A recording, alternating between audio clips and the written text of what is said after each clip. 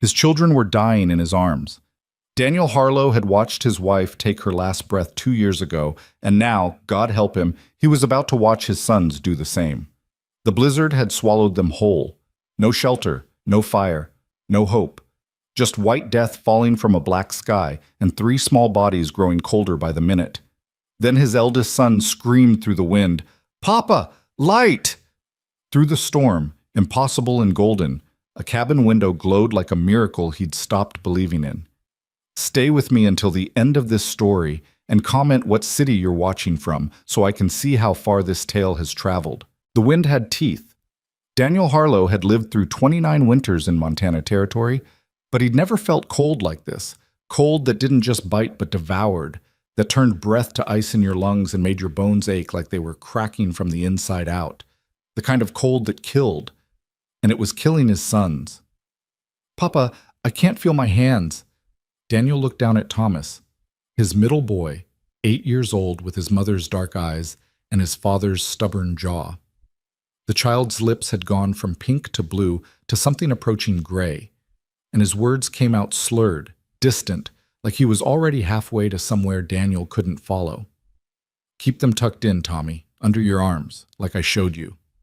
Daniel's own voice sounded strange, too calm, too steady, like it belonged to someone else, like it belonged to a man who wasn't watching his world end for the second time in 2 years. They'd left Silver Creek that morning with a wagon full of supplies and 3 days' journey ahead of them. The sky had been clear, bright even, the kind of December day that fooled you into thinking winter might show mercy. Daniel had checked the wagon wheels twice, packed extra blankets, loaded enough salted pork and hardtack to see them through to his brother's ranch in Kalispell. He'd done everything right. Then the storm came. It didn't roll in gradual like storms were supposed to. It attacked. 1 minute clear sky, the next minute the whole world turned white and howling.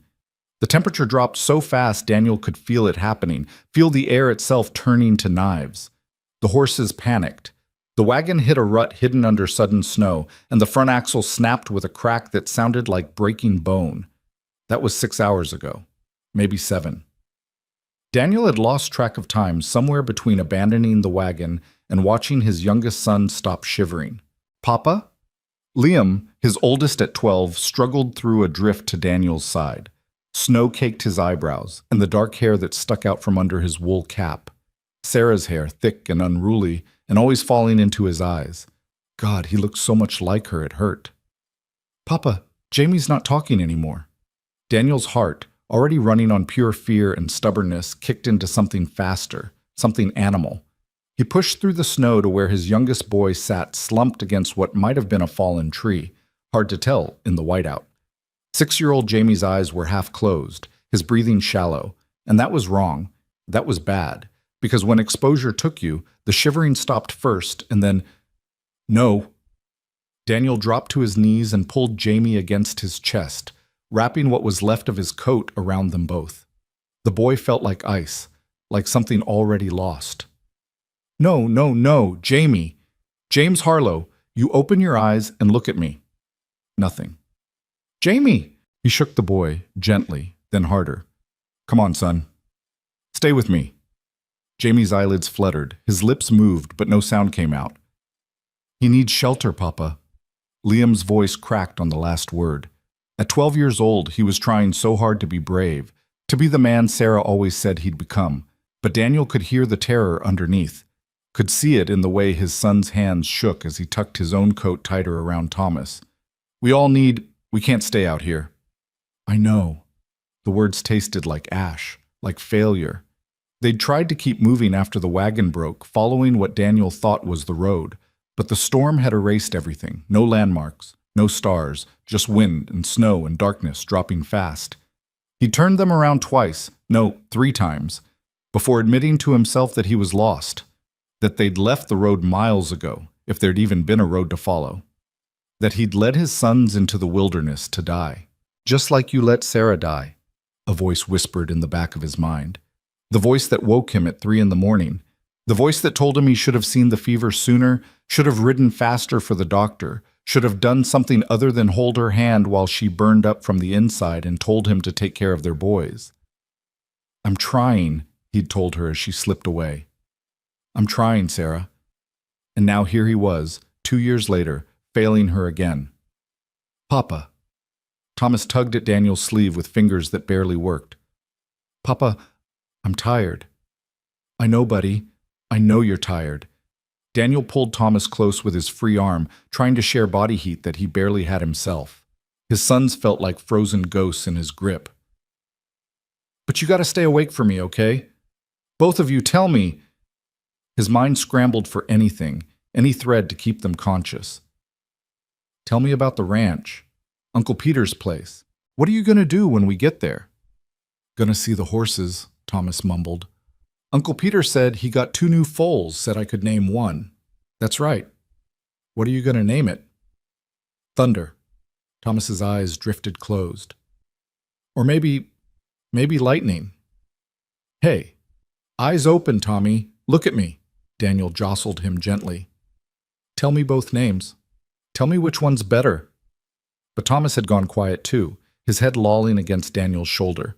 Daniel looked at Liam, found his oldest son staring back at him with eyes too old for 12, eyes that had watched their mother die, and were now watching their father fall apart. Eyes that knew.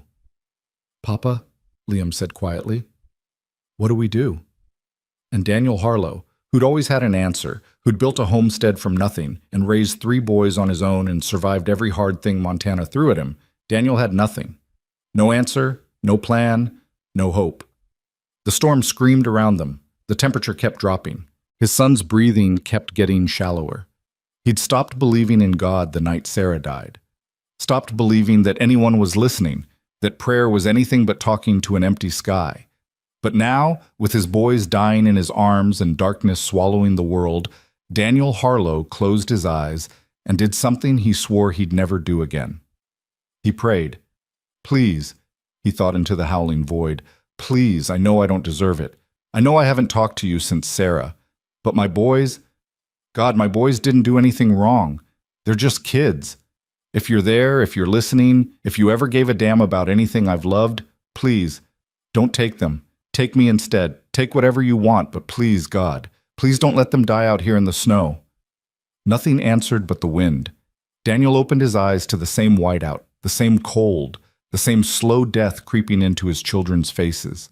Of course there was no answer. He was alone, just like he'd been alone since Sarah left. And his sons were, Papa!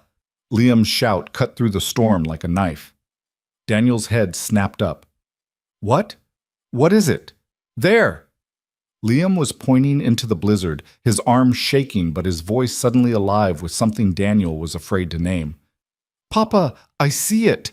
I see light! What? Daniel squinted into the white, saw nothing but snow and darkness, and… wait. There. Impossible and golden and faint enough that he thought his mind was inventing it, a glow pierced the storm, weak, wavering, but there, a light where no light should be. It's a cabin, Liam gasped. Papa, it's a cabin! Someone's there! Daniel's heart hammered against his ribs. It couldn't be real. They were miles from anywhere, lost in the high country where nobody lived, where no sane person would build a home. It had to be a trick of the storm, or hypothermia playing games with his vision, or…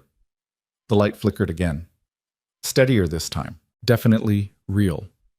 How far? Daniel's voice came out hoarse. Maybe 100 yards? Maybe more? Liam was already struggling to his feet. We can make it, Papa. We have to try. Daniel looked down at Jamie, limp and barely breathing in his arms. At Thomas, whose eyes wouldn't focus anymore. 100 yards might as well be 100 miles in this storm, with 2 children who couldn't walk and one who barely could. But that light was there.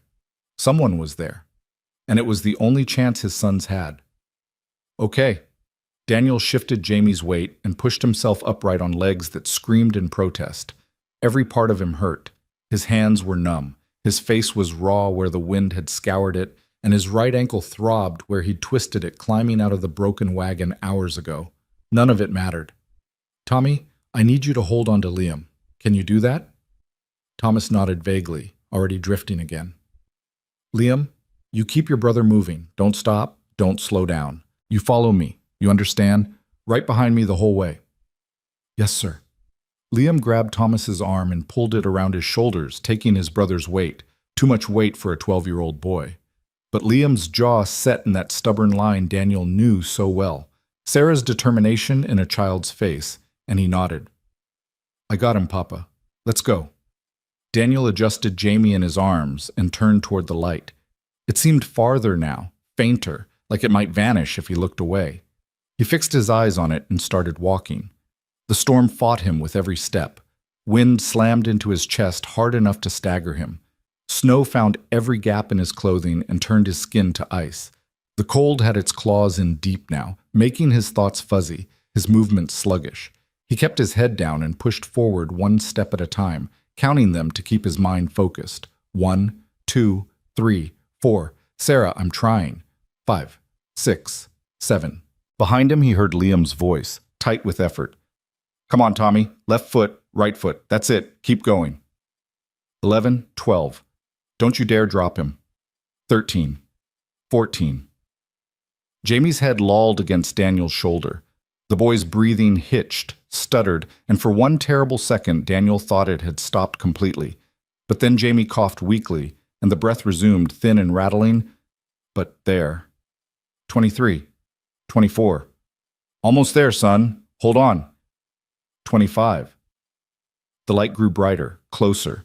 Daniel could make out a shape now, a real cabin, small but solid, with smoke rising from a chimney and that blessed golden glow spilling from a single window. We're close, Liam shouted. Papa, we're going to make it. 38, 39. Please let someone be home. 40. 50 yards became 40. 40 became 30. Daniel's legs were shaking, his vision swimming, but the cabin was right there, close enough to see the details now. Wooden walls chinked with moss, a narrow porch, a door that looked thick enough to keep out the storm that was trying to kill them. 20 yards, 10. Daniel's boot caught on something buried under the snow, and he stumbled forward, nearly dropping Jamie. He caught himself against a porch post, gasping, and looked back to make sure Liam and Thomas were still behind him. They were. Barely. Liam's face was sheet white, and Thomas wasn't moving his legs anymore, letting his brother drag him through the last few feet of snow. We made it, Daniel breathed. We're here, boys, we're... He turned back to the door and raised his fist to knock, and stopped. What if no one answered? What if this was just an abandoned line cabin, that light just a forgotten lantern left burning? What if they'd made it this far only to find an empty shelter with no food, no fire, no... The door swung open. A woman stood in the doorway, backlit by firelight that made her look almost unreal. She was maybe 40, with ash-brown hair pulled back in a simple knot, and wearing a thick wool dress that had been patched more than once. Her face was weathered but kind, with lines around her eyes that spoke of laughter once upon a time. But it was her eyes themselves that stopped Daniel cold, brown and warm and sharp, with the kind of immediate assessment that only came from medical training or hard experience. She looked at Jamie first, then at Thomas and Liam, then finally at Daniel. My God, she said. Her voice was low and calm, the kind of calm that came from keeping your head in emergencies. You're half frozen. All of you. How long have you been out there? Hours, Daniel managed through numb lips. Our wagon broke. Storm came.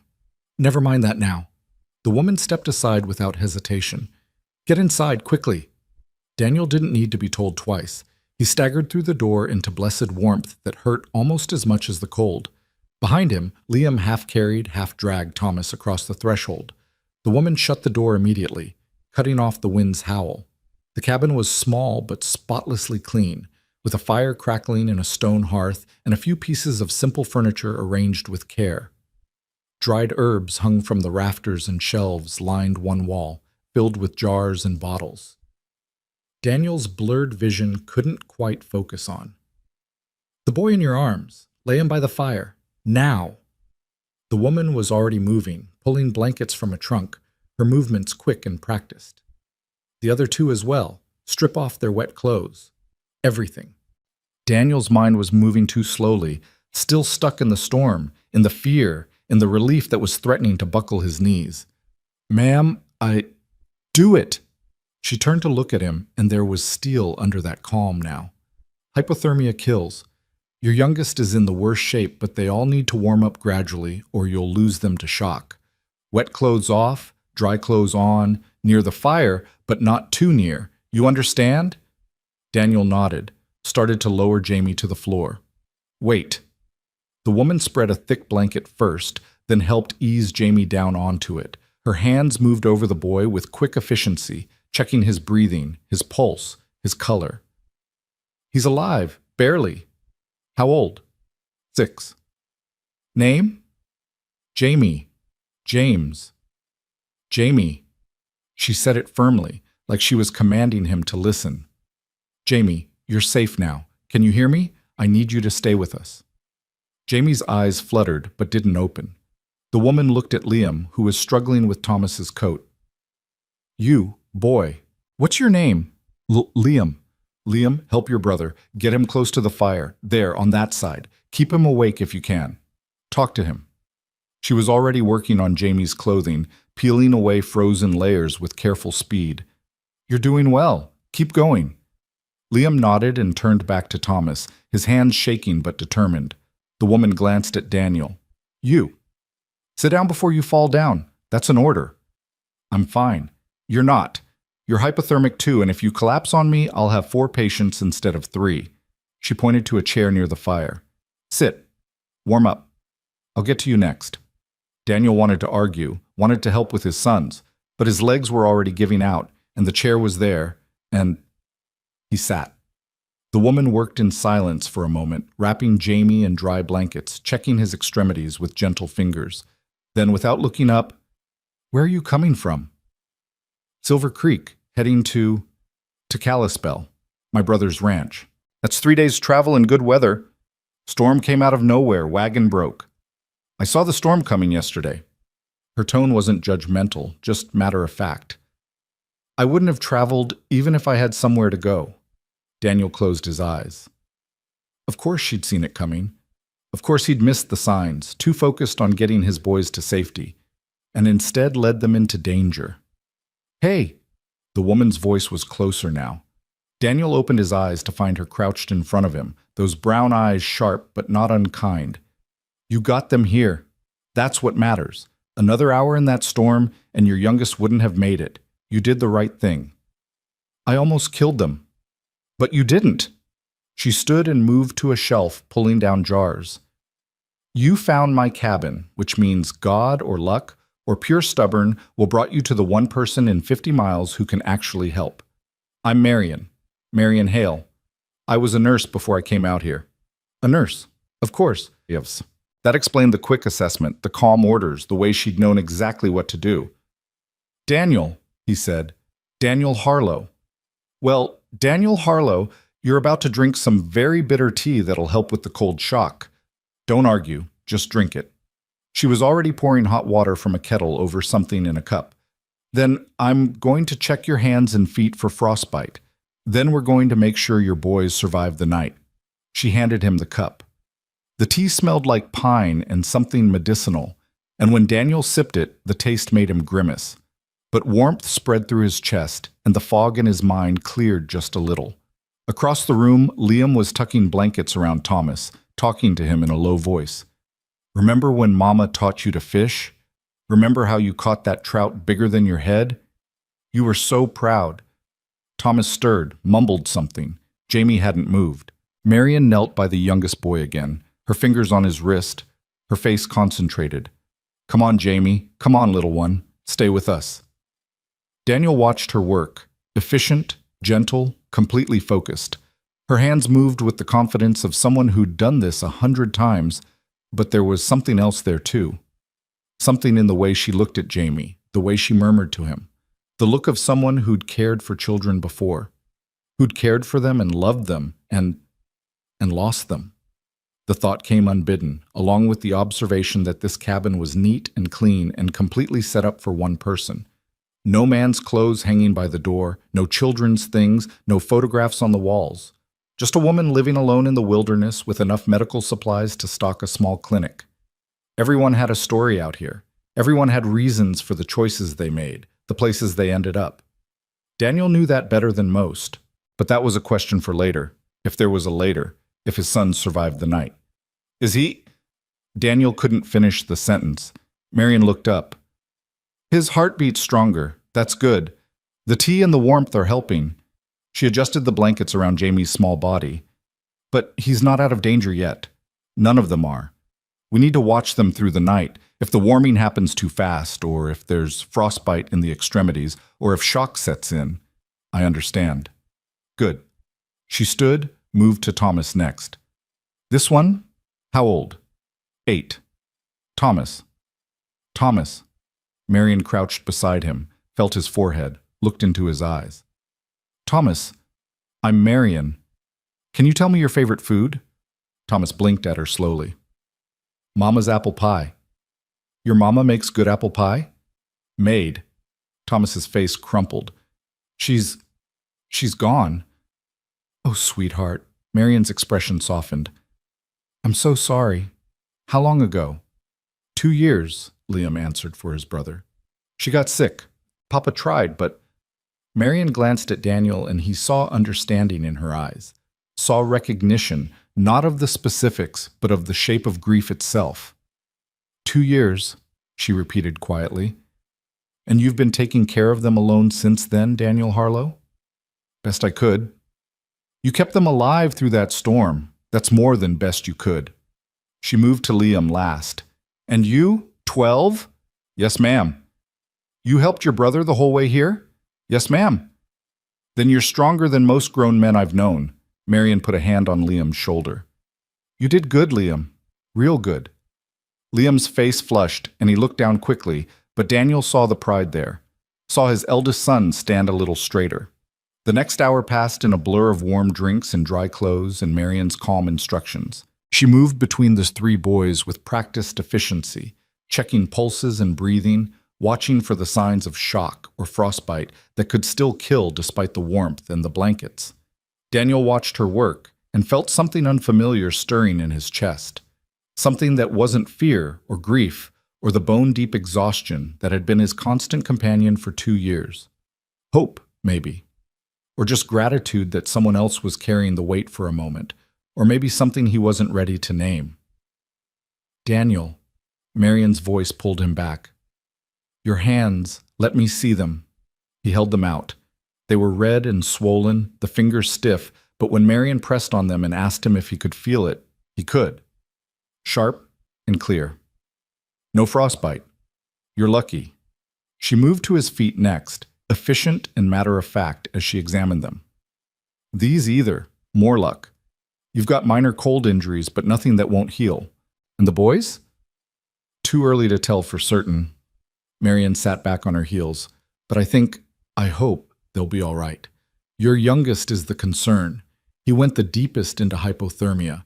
We'll need to watch him close. As if on cue, Jamie stirred. His eyes opened, just a little, just enough, and he looked around with the vague confusion of someone waking from a deep sleep. Papa? His voice was barely a whisper. Daniel was across the room in 3 steps, kneeling by his youngest son's side. I'm here, Jamie. I'm right here. We're safe. We found a cabin. This is Miss Marion. She's helping us. Jamie's gaze drifted to Marion, studied her face with a child's serious intensity. You're pretty. And just like that, Marion Hale laughed. It was a surprise sound, bright and genuine, and it transformed her face completely. The weathered lines became character instead of age, and for just a moment Daniel saw what she must have looked like before, when life was easier and laughter came more often. Thank you, Jamie, she said, smiling. You're pretty brave yourself. We were in the snow. I know. I got really cold. I know that too. But Papa found you. Jamie's eyes were drifting closed again, but peacefully this time, naturally. Papa always knows what to do. Daniel's throat closed up. He couldn't speak. Marion reached over and squeezed his shoulder, just once, just briefly, and somehow that simple touch said everything that needed saying. You got them here. You saved them. You did enough. The wind still howled outside, battering the cabin walls, but inside it was warm and safe and quiet except for the crackle of the fire. Thomas had fallen asleep wrapped in blankets, his breathing steady and deep. Liam sat nearby, fighting to keep his own eyes open, determined to stay on watch. "You should sleep too," Marion told him gently. "I'll watch over your brothers." "You're sure?" "I'm sure." "Rest, Liam." The boy looked at Daniel, who nodded. Permission granted, Liam finally let himself lie down, and within minutes he was out. Daniel remained kneeling by Jamie, one hand on his son's chest, feeling it rise and fall. Alive. They were alive. "You should rest as well," Marion said quietly. "Can't." Daniel didn't look up. "Need to make sure they're okay." "They'll be okay. You have my word on that." "You can't promise." "No," Marion agreed. "I can't promise anything. Nobody can. But I can tell you that I've treated hypothermia before, more times than I care to count, and your boys are responding well. They're young and strong, and they have someone who loves them fierce enough to drag them through a blizzard. That counts for a lot." Daniel finally looked at her. "Why do you live out here alone?" It was a rude question, maybe. Too personal for strangers. But exhaustion had stripped away his filters, and he needed to understand who this woman was, this miracle who'd opened her door without hesitation. Marion was quiet for a long moment. Then, "That's a question for another time when we're not fighting to keep your sons alive." She stood. "I'll make more tea. Try to rest. Just for a few minutes." She moved away toward the hearth, and Daniel watched her go. Watched the way she carried herself, confident but solitary, capable but alone. A woman with a story she wasn't ready to tell. But she'd saved his boys. She'd opened her door to strangers in a storm and asked for nothing in return except that they survive. For now, that was enough. Daniel settled onto the floor beside Jamie, his hand still resting on his son's chest. The fire crackled. The storm raged outside, and for the first time since Sarah died, Daniel Harlow closed his eyes and didn't dream of death. He dreamed of warmth and light, and a woman's laugh cutting through the dark. Daniel woke to the smell of coffee and something baking. For one disoriented moment, he thought he was home, thought Sarah was in the kitchen making breakfast, that the last 2 years had been nothing but a nightmare he could shake off with the morning light. Then reality settled back into place. The unfamiliar cabin, the storm still growling outside, and 3 small bodies sleeping near a hearth that wasn't his own. He pushed himself upright, every muscle screaming in protest. His body felt like it had been beaten with hammers, which wasn't far from the truth.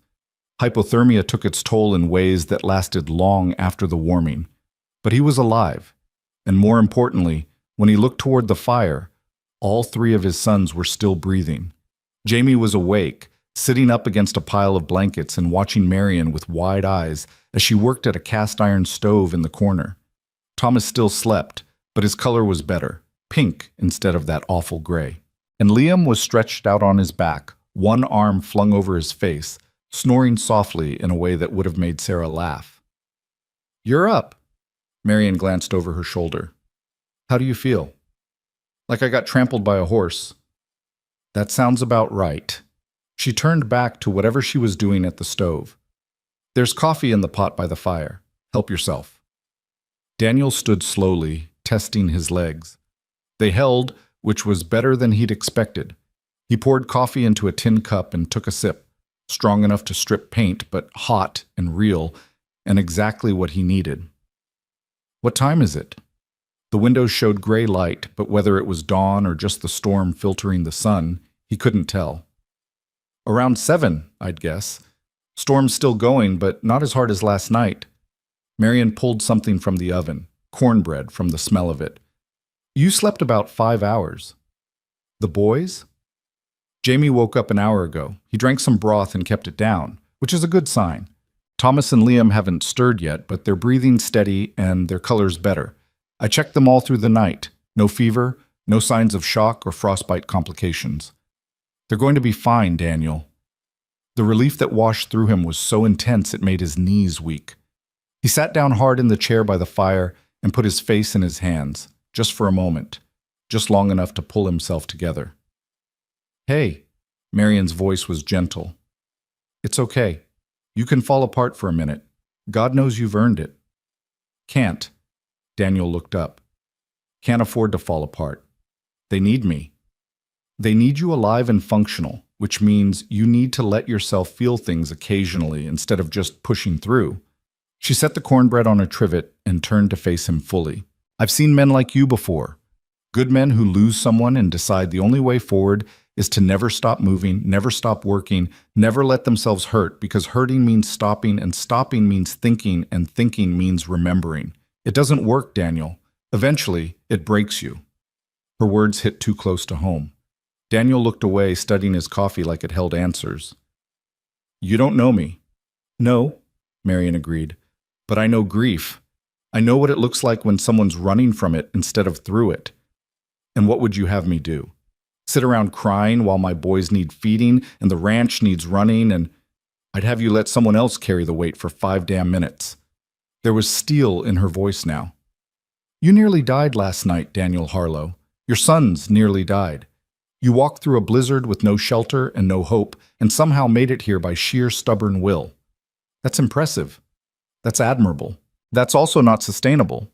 I don't need a lecture. No. You need sleep and food and someone to tell you that you're allowed to be human. Marion crossed her arms. But since you clearly won't accept any of those things, how about you sit there and drink your coffee while I feed your son some breakfast, and we'll call it even. Daniel opened his mouth to argue, then closed it.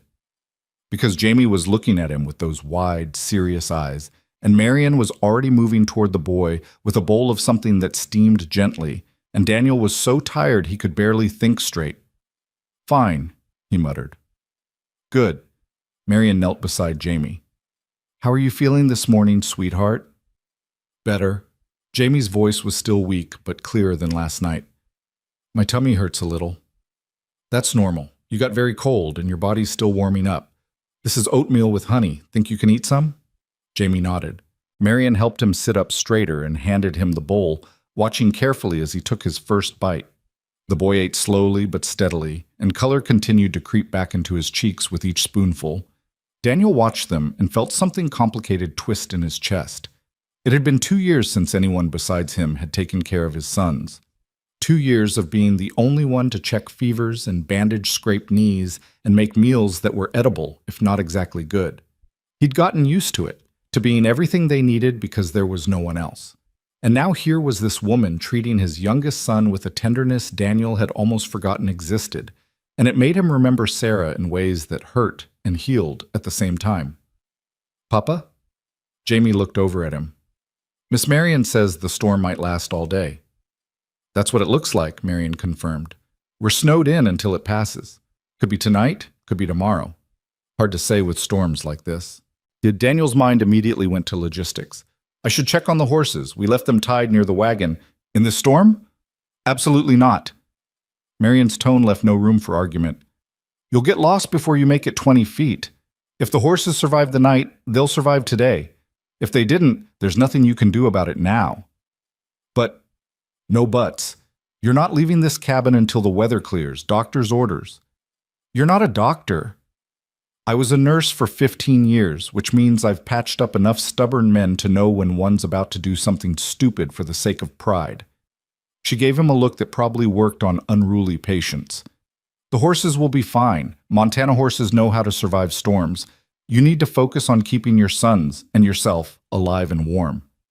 Thomas stirred then, making a small sound of confusion. His eyes opened, unfocused at first, then sharpening as he took in the unfamiliar cabin. Papa? His voice cracked with sleep and lingering fear. Where are we? We're safe, Tommy. Daniel moved to his son's side. This is Miss Marion's cabin. She took us in last night. Thomas looked at Marion, then at the fire, then back at his father. I remember the snow, and being really cold, and then his face scrunched up with the effort of remembering. There was a light. That's right. Daniel squeezed his shoulder. You made it, son. You all did. Is Jamie okay? I'm right here, Tommy. Jamie held up his bowl of oatmeal. Miss Marion made breakfast. It's really good. Thomas relaxed slightly. If Jamie was eating and talking, things couldn't be too bad. I'm hungry. Then you're definitely on the mend. Marion stood, brushing off her skirt. Let me get you some food, and you, she pointed at Daniel. Eat something too. There's cornbread on the counter and more oatmeal in the pot. I won't have you passing out on me from hunger on top of everything else. It wasn't a suggestion. Daniel found himself getting up and cutting a piece of cornbread that was still warm from the oven. When he bit into it, the taste nearly made him groan. It was good, better than anything he'd made in years, with just the right amount of sweetness and that perfect crumbly texture Sarah used to achieve, and he never could. Liam woke while they were eating, sitting up with a start and looking around wildly until his eyes found his brother's. Then his shoulders sagged with relief so profound it was almost painful to watch. "Hey." Daniel caught his eldest son's gaze. "We're okay. Everyone's okay." "The storm?" "Still going. We're staying here until it passes." Liam nodded slowly, processing. His eyes moved to Marion, who was coaxing Thomas into eating more oatmeal. "She's nice," he said quietly. "She saved us." "She did. Mama would have liked her."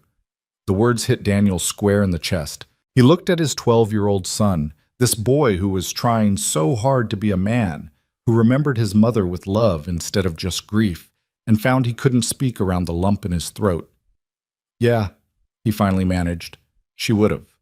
The morning stretched on with surprising ease. Marion fed them all, checked them over with professional thoroughness, and answered the boys' questions about her cabin, her herbs, how long she'd lived here.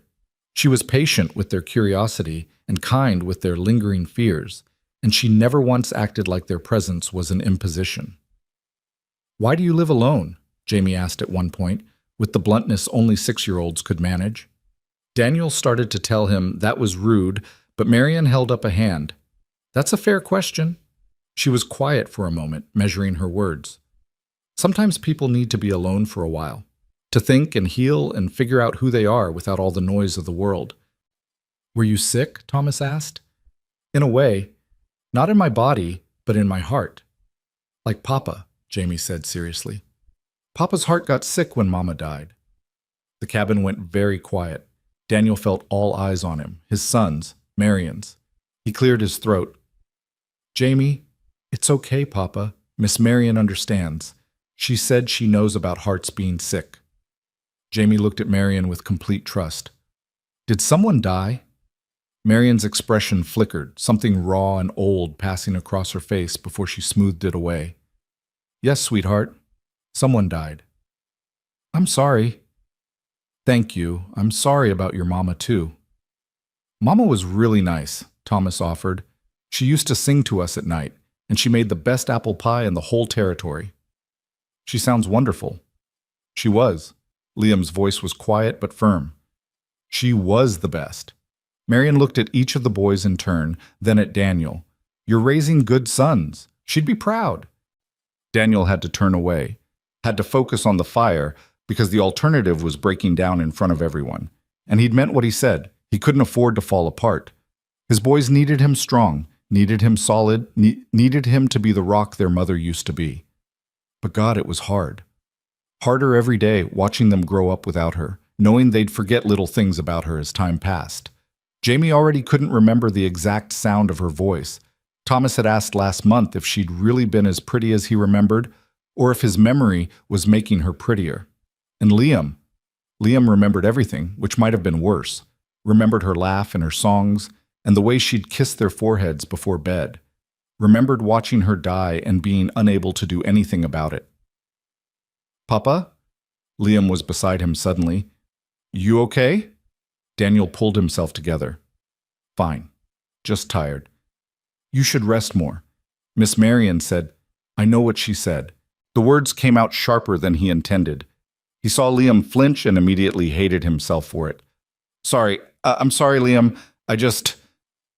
It's okay." But Liam's voice was small, hurt, and he moved back toward his brothers. Daniel closed his eyes. 2 minutes. He couldn't even make it 2 minutes without failing them. A hand touched his shoulder. Marion, standing beside him with a cup of coffee. "Drink this. Then go lie down for a while." "I can't." "Yes, you can. I'll watch the boys. They're safe and fed and entertained. You need actual rest in an actual bed, not 5 hours on a hard floor." She pressed the cup into his hands. "There's a small room through that door. Take it. That's not a request." Daniel looked at her. at this woman who'd taken them in without question, who'd saved his sons and was now trying to save him from himself. Why are you doing this? Because you need help, and I can give it.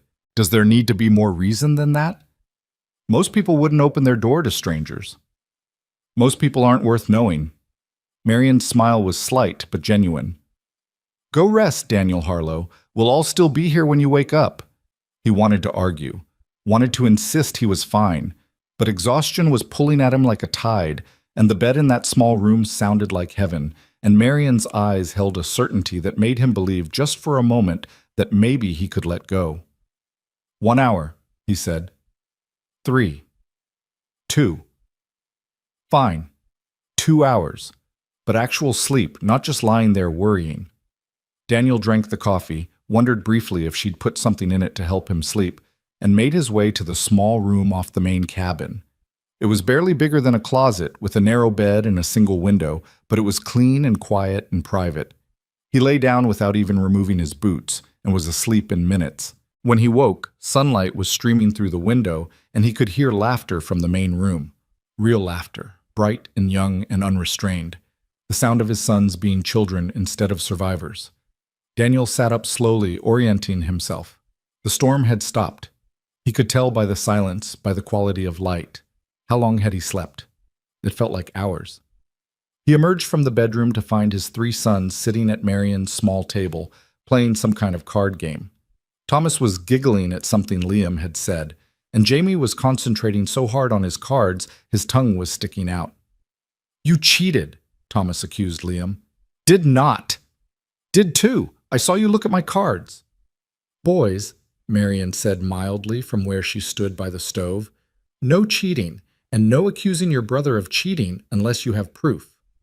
He definitely cheated, Jamie said solemnly. I did not. But Liam was grinning, and so were his brothers, and the whole thing dissolved into laughter again. Daniel stood in the doorway and just watched. When was the last time he'd heard them laugh like this? Really laugh, not just smile or chuckle, but full-body laughter that shook their shoulders and made them snort? Not since before Sarah died. Maybe not even then. Those last months had been hard, full of worry and whispered conversations and trying to keep the boys from seeing how bad things were getting. Papa, Jamie spotted him first. You're awake. Miss Marion taught us a new game. It's called Rummy, and it's really fun. I can see that. Daniel's voice came out rougher than he intended. He cleared his throat. How long was I asleep? 4 hours, Marion said without looking up from the pot she was stirring. And before you complain, you needed it. Your color's better and you're not swaying on your feet anymore, so I'd say the extra time was well spent. 4 hours. He'd left his sons for 4 hours with a woman they'd just met, and instead of disaster, he'd come back to find them happy and playing and safe. The storm stopped, he observed, about 2 hours ago. Snow's deep, though, probably 3 feet or more. You won't be traveling today. Daniel moved to the window and looked out. The world was white and pristine and impossibly beautiful. The storm had transformed everything, covering the rough edges and making even the wilderness look gentle. But Marion was right. The drifts were massive, and the sky, though clear now, had that pale, exhausted quality that meant more weather could roll in at any moment. We should check on the horses, he said, and the wagon, see what can be salvaged. After you eat. Marion ladled something into a bowl. Venison stew. Sit. I'm not hungry. Daniel Harlow, I have kept your sons alive and entertained for 4 hours. The least you can do is eat the food I cooked without arguing. She set the bowl on the table with a thunk that wasn't quite aggressive but definitely wasn't gentle. Sit. Liam was trying not to grin. Thomas and Jamie had given up trying and were outright smiling. She's bossy, Jamie whispered to his father. I heard that, Marion said. And yes, I am. Especially with stubborn men who don't know what's good for them. Daniel found himself sitting. The stew smelled incredible, rich and hearty with vegetables he couldn't quite identify. When he tasted it, he had to stop himself from wolfing it down like an animal. Good? Marion asked. Very good. Then eat slowly and don't make yourself sick. She turned back to the boys. Whose turn is it? Mine. Thomas laid down a card with triumph. I win. You win one hand, Liam corrected. We're playing best of 5. I'm still going to win. Are not. Am too. Marion caught Daniel's eye and smiled. A real smile, warm and slightly conspiratorial, like they were sharing a secret joke about these ridiculous, wonderful children. And Daniel felt something in his chest loosen, just a fraction. They spent the afternoon digging out. Daniel and Liam worked together to create a path from the cabin door, while Marion kept Thomas and Jamie inside where it was warm. The work was hard. The snow was heavy and wet, the kind that soaked through gloves and made your back ache, but it felt good to be moving, to be doing something useful. Papa? Liam paused, leaning on his shovel. Are we going to stay here another night? Probably have to. Can't travel in snow this deep, and I need to check on the horses and wagon before we know what our options are. Liam nodded, then was quiet for a moment. I like her. Who, Miss Marion? Yeah, I don't know. She reminds me of Mama, kind of. Not exactly, but the way she talks to us. Like we're people, not just kids. Daniel's throat tightened. Your mama was good at that. Miss Marion's good at it too. Liam jabbed his shovel into the snow. She's all alone out here. That must be lonely. Probably. Why would someone choose to be lonely? Daniel thought about Marion's words earlier, about needing to be alone to heal, about hearts being sick. Sometimes being alone is easier than being around people when you're hurt. It feels safer. Is that why you don't talk to people anymore? Like Mr. Henderson from the general store or Mrs. Patterson who always brings us pies? The observation stung because it was true.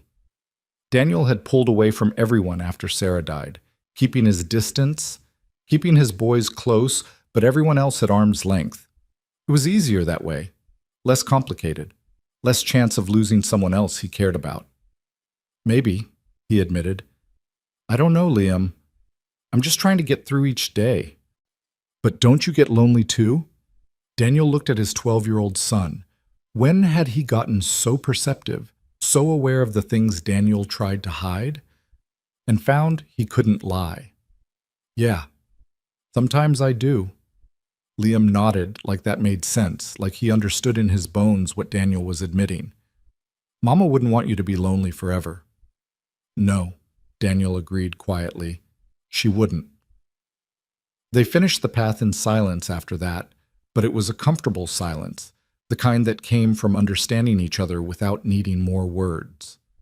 By the time they made it back inside, dinner was ready. More cornbread and some kind of bean dish that tasted better than it had any right to. The boys ate like they were starving, and Marion watched them with poorly concealed delight. When did you eat last? She asked Daniel. I mean, before last night. Yesterday morning. And them? Same. Marion shook her head. No wonder they're eating like locusts. Growing boys need more food than that, Daniel. I know, we usually do better. The trip I'm not judging, just observing. She cut another piece of cornbread and handed it to Thomas. You're doing better than most men would in your situation. You don't know my situation. I know you're raising 3 boys alone. I know you nearly died getting them to safety. I know you're so tired you can barely stand, but you keep pushing anyway. Her voice was matter of fact. That tells me plenty. Jamie tugged on Marion's sleeve. Can you tell us a story? What kind of story? A good one, with adventures. Marion looked at Daniel, asking permission. He nodded.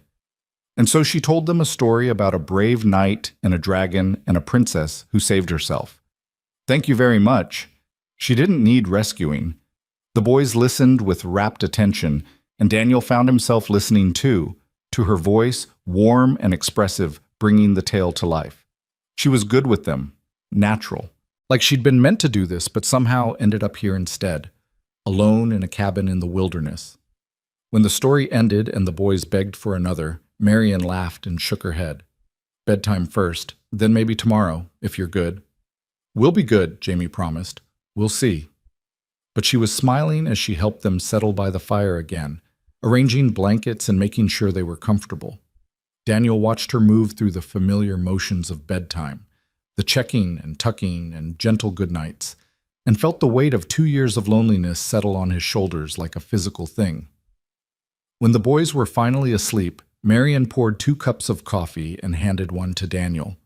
They sat by the fire in companionable silence for a while, listening to the boys breathe and the fire crackle and the wind whisper outside.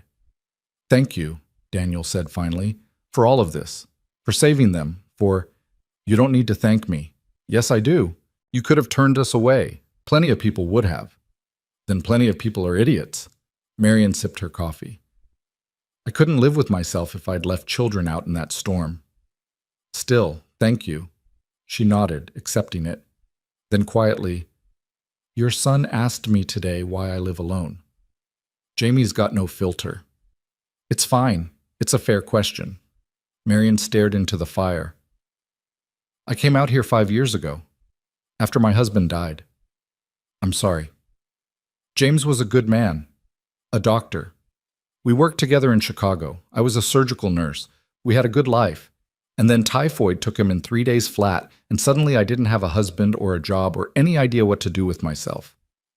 Daniel said nothing, just listened. "We'd always planned to have children. Waited until we were settled, until we had enough money, until the timing was right. And then he was gone, and there was no more time and no more chances." Her voice was steady but soft. "I couldn't stay in Chicago. Everything there reminded me of what I'd lost. So I came out here, to the middle of nowhere, where I could be alone with it. Did it help? I don't know. Ask me in another 5 years." She smiled slightly. "But then 3 boys and their father show up half frozen on my doorstep, and suddenly being alone doesn't feel as necessary as it used to." Daniel looked at her, really looked at her, saw the grief she carried, the strength that kept her standing, the kindness that had saved his family. Saw someone who understood loss not as an abstract concept, but as a lived reality. "How do you do it?" he asked. "How do you keep going when the person you built your life around is gone?" "You just do, one day at a time. Some days you wake up and think you can't do it, can't face another sunrise without them. And then you do it anyway because the alternative is giving up, and giving up means they died for nothing." Marian met his eyes. "But you know that already. You've been doing it for 2 years. It doesn't get easier." "No, but you get stronger, or at least you get used to carrying the weight." They sat in silence after that. 2 people who understood grief in ways they'd never wanted to, finding unexpected comfort in each other's company. Outside, the night was clear and cold and full of stars. Inside, 3 boys slept safely by a warm fire, and for the first time in 2 years, Daniel Harlow didn't feel quite so alone. Morning came too soon and too bright, sunlight bouncing off the snow and flooding the cabin with a brilliance that made Daniel squint. He woke before the boys, as he always did, and lay still for a moment listening to the quiet sounds of the cabin, the fire crackling low, someone moving in the main room, the soft breathing of his sons nearby. Someone. Marian. For a moment, he'd almost forgotten where they were, almost let himself imagine this was home, that the person making coffee in the next room was Sarah, that the last 2 years had been nothing but a bad dream. But it wasn't Sarah. It was a woman he'd known for barely 2 days, a stranger who'd saved their lives and shown more kindness than he'd encountered in months. And this wasn't home. It was borrowed shelter, temporary safety before they had to face the world again. Daniel pushed himself up and moved quietly past his sleeping sons into the main room. Marian stood by the window, wrapped in a thick shawl, looking out at the snow-covered landscape. She turned when she heard him. "Good morning," she said softly. "Coffee's ready." "Thank you." He poured himself a cup, then joined her at the window. The world outside was transformed, pristine and beautiful and utterly impassable. That's a lot of snow. 3.5 feet by my estimate. Maybe 4 in the drifts. Marian crossed her arms. "You planning to leave today?" Daniel heard the question she wasn't asking. "Need to at least check on the horses and wagon, see what shape they're in. And if they're alive and the wagon's intact, then we'll have to make a decision about whether to push on or wait another day." He sipped his coffee, avoiding her eyes. "Can't impose on your hospitality forever. It's not an imposition. Still, you didn't sign up for house guests." Marian was quiet for a moment. "What are you afraid of, Daniel?" The question caught him off guard. "What?" "You've been looking for an excuse to leave since you woke up yesterday. The storm's barely stopped and you're already talking about moving on. She turned to face him fully. So I'm asking, what are you afraid of? I'm not afraid of anything. I just need to get my boys to my brother's place. That's where we were headed. That's where we need to be. Why? Because, Daniel fumbled for words. Because that was the plan. Because Peter's expecting us. Because we can't just stay here indefinitely. No one said anything about indefinitely. But your boys are happy, they're warm, they're safe. What's one more day to make sure they're completely recovered?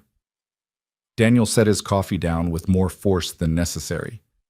You don't understand. Then help me understand. He couldn't put into words the panic that rose in his chest when he watched Marion with his sons, when he heard them laugh at her stories, when he saw the way Jamie looked at her like maybe, just maybe, she could fill the hole Sarah left. Because getting attached meant risking loss again, and Daniel couldn't survive losing anyone else he loved. Better to leave now, while it was still easy. While his boys could remember Marion as the kind woman who helped them through a storm, not as someone who became essential and then disappeared. I appreciate everything you've done, Daniel said carefully. More than I can say. But we need to keep moving. That's just how it is. Marion studied him with those sharp brown eyes that seemed to see straight through him. You're running. I'm being practical. You're scared. What do I have to be scared of?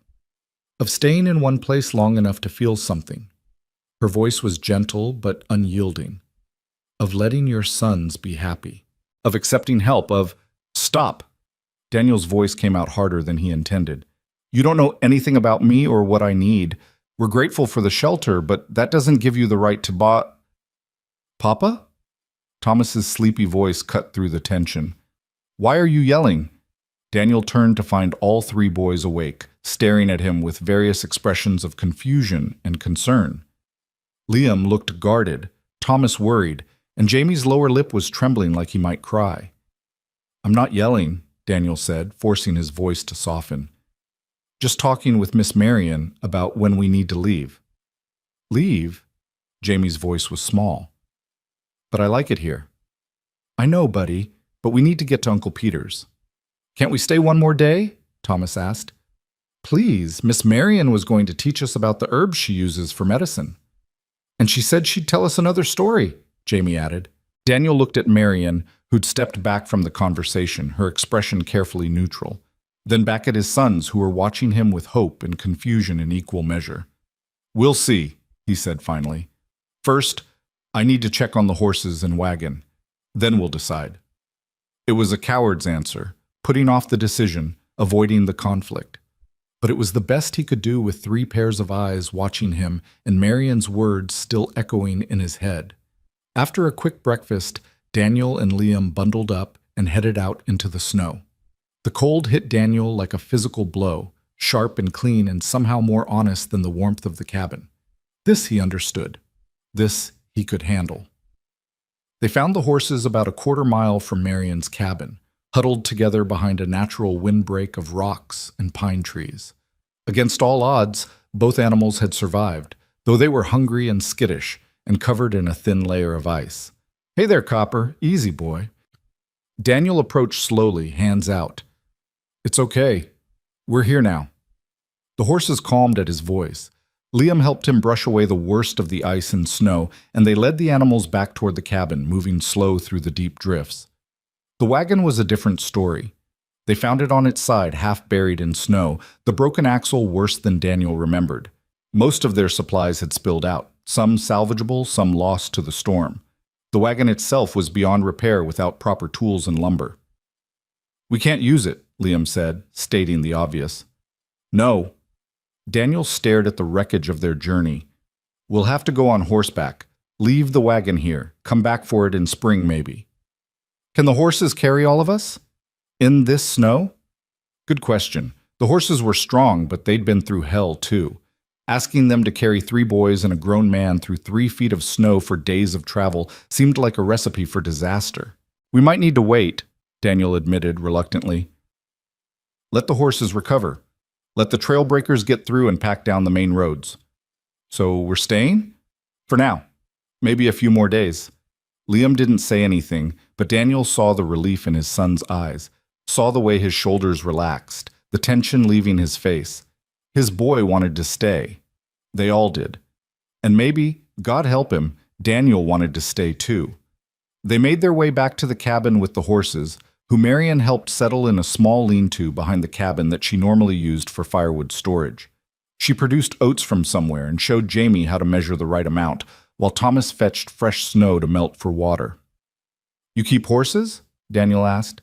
"Used to. Had a mare until 2 years ago. She died of colic." Marian rubbed Copper's nose. "Haven't had the heart to replace her, but I kept the supplies just in case." Just in case lost travelers showed up with half-frozen horses. Just in case someone needed help.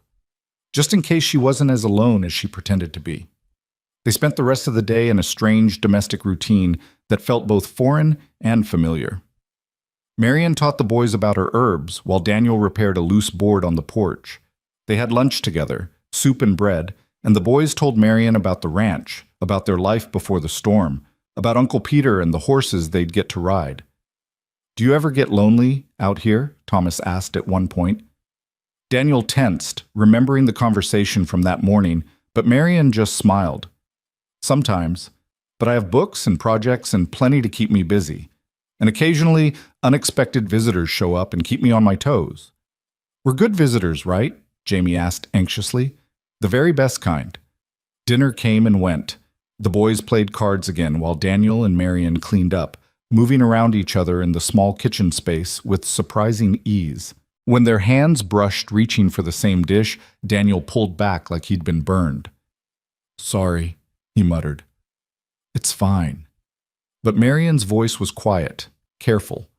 The tension from that morning hadn't fully dissipated. It hung between them like smoke, visible if you looked for it, ignorable if you didn't. That night, after the boys were asleep, Daniel stepped outside for some air. The cold was sharp, but the sky was clear, full of more stars than seemed possible. He stood on the porch and breathed deep, trying to settle the churning in his chest. The door opened behind him. Marian stepped out, wrapped in her shawl. "Couldn't sleep?" she asked. "Needed to think." "About leaving?" "Among other things." Daniel glanced at her. "I'm sorry. For this morning, I was scared." "I know. I already said that." Marian moved to stand beside him. "I'm sorry too. I pushed when I should have backed off. Your choices are your own. You weren't wrong, though." The admission cost him something. "I am running. I've been running for 2 years. It's the only way I know how to survive anymore." "I understand that. Better than you might think." They stood in silence for a moment, watching their breath fog in the cold air. "My brother Peter," Daniel said slowly. "He's got a good setup, big ranch, plenty of help. He wrote me last fall, said he could use another hand and the boys could grow up with their cousins. It seemed like the right move, get them somewhere stable, somewhere with family." "Sounds reasonable?" "Yeah. Except the closer we get, the more I wonder if I'm running toward something or just away from everything that reminds me of Sarah." He laughed without humor. "Pathetic, right? Can't even leave home without it being about grief." "It's not pathetic. It's human." Marian pulled her shawl tighter. "After James died, I convinced myself that leaving Chicago was about starting fresh.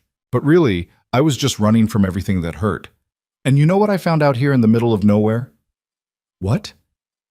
"The hurt followed me anyway, because it's not about the place. It's about what you're carrying inside." Daniel knew she was right. Knew it in his bones, but knowing and accepting were two different things. "So what do I do?" he asked quietly. "How do I stop running?" "You stand still, even when it's terrifying, even when every instinct says to move. You stand still and you let yourself feel things, and you stop pushing away everyone who tries to help." She looked at him. "You let your sons be happy, even if their happiness looks different than you planned. You let yourself be happy too, if you can remember how." "I don't know if I can." "Then you learn. One day at a time, one moment at a time." Marian's voice was soft. "And maybe, if you're very lucky, you find someone else who's learning the same thing, and you figure it out together." Daniel turned to look at her properly. In the starlight, she looked younger somehow, softer, like the walls she'd built around herself were thinning, letting him see the person underneath. "Marion!" A crash from inside made them both jump. Then Jamie's voice, high and panicked. "Papa! Papa! Where are you?" Daniel was through the door in seconds, Marion right behind him. Jamie stood in the middle of the cabin, wild-eyed and breathing hard, tears streaming down his face. Hey, what's wrong?" Daniel knelt in front of his youngest son. "I had a bad dream. You were gone and we were in the snow again, and—" Jamie gulped air. "And you didn't come back and it was so cold. I'm here. I'm right here, buddy."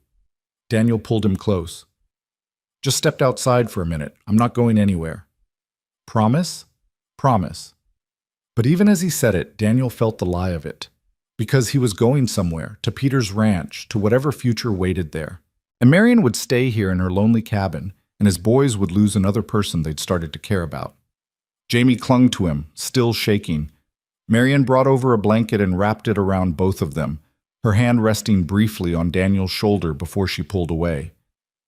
"I'll make some warm milk," she said quietly. "That always helps." She moved to the kitchen while Daniel rocked Jamie, murmuring reassurances. Thomas and Liam had woken too, watching from their blankets with worried eyes. "Is Jamie okay?" Thomas asked. "He will be. Just a nightmare." "I get those too," Thomas admitted. "About the storm. About the cold." "Me too," Liam said softly. Daniel's heart broke a little.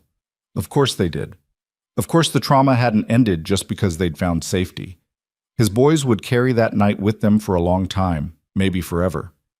Marion returned with warm milk for Jamie and sat down beside them. Nightmares are normal after something scary happens. Your brain's trying to process what happened, trying to make sense of it. "Does it get better?" Jamie asked, his voice muffled against Daniel's chest. "It does. Takes time, but it gets better." She smoothed his hair back gently. "And you know what helps?" "What?" "Talking about it. When you're scared or sad or remembering bad things, you tell your papa or your brothers or someone you trust. Don't keep it locked up inside." "Like how Papa doesn't talk about Mama?" Thomas asked, with the blunt honesty of an 8-year-old. The words hung in the air. Daniel felt all eyes on him, his sons, Marion's. Felt the weight of 2 years of silence pressing down. "Tommy," he started. "You never talk about her," Thomas continued. "Not about the good stuff, just that she's gone. But I want to remember her. I want to talk about her, and you won't let us." "That's not... I didn't mean..." Daniel's throat closed up. "Thomas is right." Liam's voice was quiet but firm. "You act like talking about Mama will make it worse, but not talking about her makes it feel like she never existed." Daniel looked at his oldest son and saw accusation there, but also pain. The pain of a boy who'd lost his mother and couldn't even speak her name without his father shutting down. "I'm sorry." The words felt inadequate. I thought it would be easier for you if we didn't dwell on it." "Easier for us or easier for you?" Liam asked. The question hit like a punch. Because Liam was right, all of it was about Daniel not being able to handle the grief, not about protecting his sons. They'd needed to remember Sarah, to talk about her, to keep her alive in their hearts. And he'd taken that away from them because he couldn't face his own pain. "I'm sorry," he said again, and this time his voice cracked. "You're right. I should have. I'm sorry." Jamie was still in his arms, and now Thomas came over too, crawling into the space beside them. Liam followed after a moment's hesitation. They sat there in a pile, Daniel and his 3 boys, and for the first time in 2 years they talked about Sarah, about her laugh that sounded like wind chimes, about the way she sang off key and didn't care, about her terrible jokes that made them groan and her wonderful hugs that made them feel safe, about how she'd tuck them in at night and tell them stories about brave knights and clever princesses and dragons who sometimes just needed a friend. They talked and cried and remembered together, and Marion sat quietly nearby, giving them space but staying close enough to offer support if needed. She didn't intrude, didn't try to fix anything. She just witnessed their grief with compassion and understanding. When the tears finally slowed and the boys started yawning, Daniel helped them settle back into their blankets. He tucked each one in, something he realized with shame he hadn't done in months. Too tired or too distant, or too afraid of the intimacy of it. Papa? Jamie's eyes were already closing. I miss Mama. Me too, buddy, every day. But I like Miss Marion too. Is that okay? Daniel's throat tightened. Yeah, that's okay. Good, 'cause she's nice, and she makes good cornbread. Despite everything, Daniel smiled. She does make good cornbread. Jamie drifted off. Thomas and Liam followed soon after, exhausted by emotion as much as the late hour. Daniel sat there watching them sleep, feeling scraped raw and somehow lighter at the same time. That was brave, Marion's voice came soft from behind him. That was overdue. Still brave. She moved to sit beside him. They needed that. You all did. I failed them. For 2 years, I failed them. You survived. You kept them alive and fed and safe. That's not failure, Daniel. That's heroic. Doesn't feel heroic. It never does. Not from the inside. Marion was quiet for a moment. But you're doing better now. That's what matters. Daniel looked at her. This woman who'd saved them in more ways than one, who'd opened her door and her heart without hesitation. Why did you really come out here, Marion? What are you running from? She met his eyes, and for a moment he thought she wouldn't answer. Then, the life I couldn't have. The children I never got to raise. The future James and I planned that died with him. Her voice was steady but sad. I came here because every woman in Chicago looked at me with pity, and every child I saw reminded me of what I'd lost. I came here because I thought being alone would hurt less than being surrounded by everything I wanted and couldn't have. Did it? No, it just hurt differently. She smiled slightly, but then 3 boys showed up at my door, and suddenly I'm remembering why I wanted children in the first place. I'm remembering what it feels like to be needed for something other than bandaging wounds and mixing tonics. They need you, Daniel said quietly. I can see it. The way they look at you, the way they listen when you talk. They need... He stopped, unable to finish. Because his boys needed a mother, and he couldn't give them that. And Marion was here and perfect and completely unavailable because she'd chosen solitude and he had no right to ask her to give that up. What? Marion pressed. What do they need? Daniel stood abruptly. It's late. We should both get some sleep. Daniel! Thank you. For tonight. For everything. He moved toward the small bedroom without looking back. Good night, Marion. He closed the door before she could respond, before he could say something stupid and ruin the fragile thing building between them. His heart was hammering and his hands were shaking and he felt like a coward. Because Liam was right, he was scared. Terrified of feeling something for this woman, of letting his sons love her, of building something that felt like family only to have it ripped away again. Better to leave. Better to get to Peter's ranch and start the life they'd planned and never look back at the cabin in the wilderness where they'd almost died and almost lived. Daniel lay down on the narrow bed and stared at the ceiling, knowing sleep wouldn't come. Knowing that in the morning he'd have to make a decision, stay or go, risk or run, open his heart or keep it locked away where nothing could hurt him anymore. Except it already hurt. God, it already hurt so much. In the main room he heard Marion moving around, banking the fire, checking on the boys one last time. Her footsteps paused outside his door, and for a moment he thought she might knock. Thought she might push past his walls and make him face what he was feeling. But she didn't. She moved away, and Daniel heard her own door close softly. They were 2 people running from the same thing, living in the same cabin, and still managing to be completely alone. He must have dozed eventually because the next thing Daniel knew, pale dawn light was filtering through the window and someone was screaming. He bolted upright, heart racing. The screaming continued, Jamie's voice, high and terrified. Daniel burst from the bedroom to find the cabin empty except for Liam and Thomas, both staring at the open front door with expressions of pure fear. "Where's Jamie?" Daniel demanded. "He's gone!" Thomas's voice broke. "We woke up, and he was gone, and the door was open. Where's Miss Marion?" "I don't know. She's not here either, and Jamie ran outside, and... Papa, it's snowing again." Daniel looked out the door. Sure enough, fresh snow was falling. Not the blizzard from before, but steady and thick. And somewhere out there in the white, his 6-year-old son was alone. Get your coats, Daniel ordered, already pulling on his own. Liam Thomas, you stay here. I'll find him. But Papa, stay here! He didn't mean to shout, but terror made his voice sharp. Lock the door behind me and don't open it for anyone but me or Miss Marion. You understand? Both boys nodded, wide-eyed.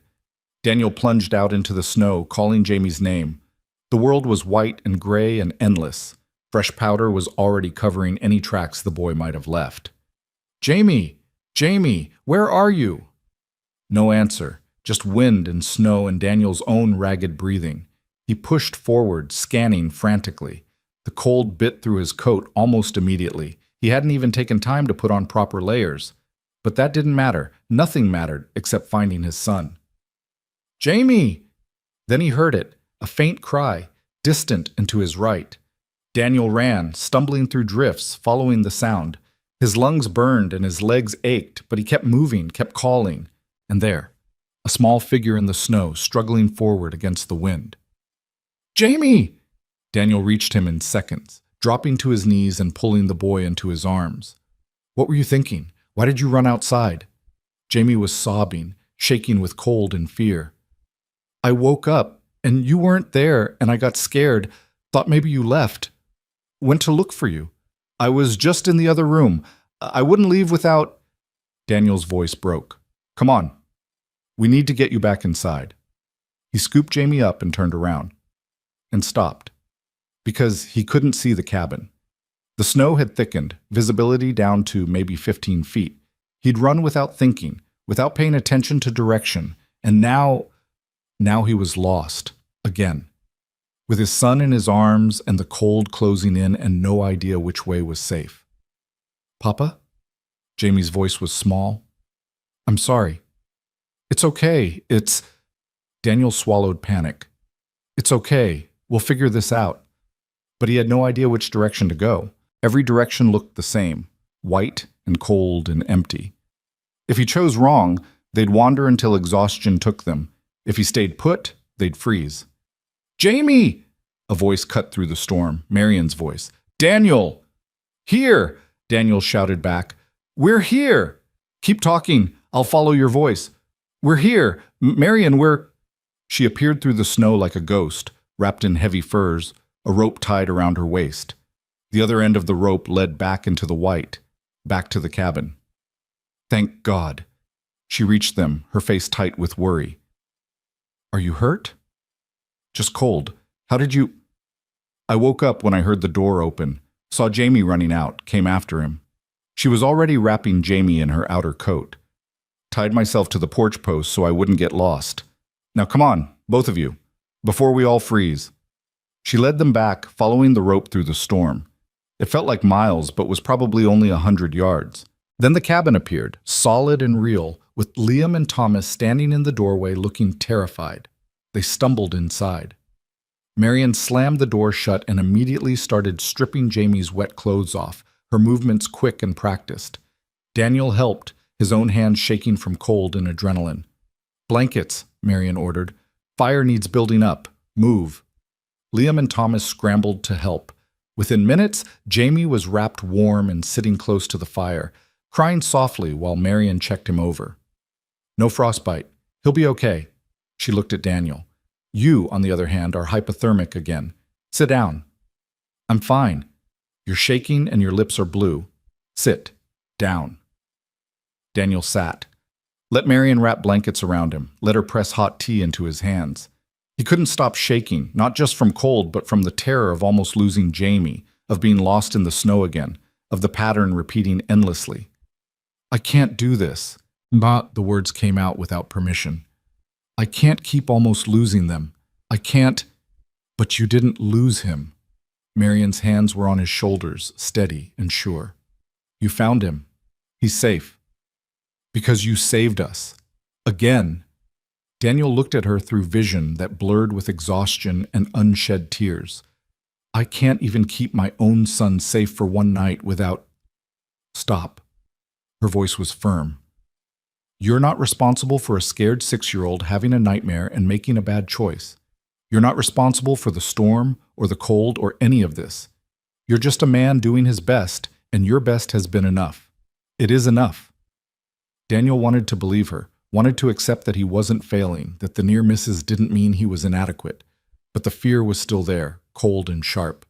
Jamie crawled into his lap, still crying. "I'm sorry, Papa. I'm sorry I scared you." "It's okay."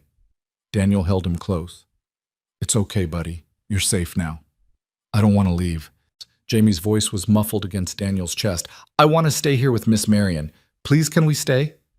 The plea hung in the air. Thomas and Liam were watching, and Daniel knew they felt the same way.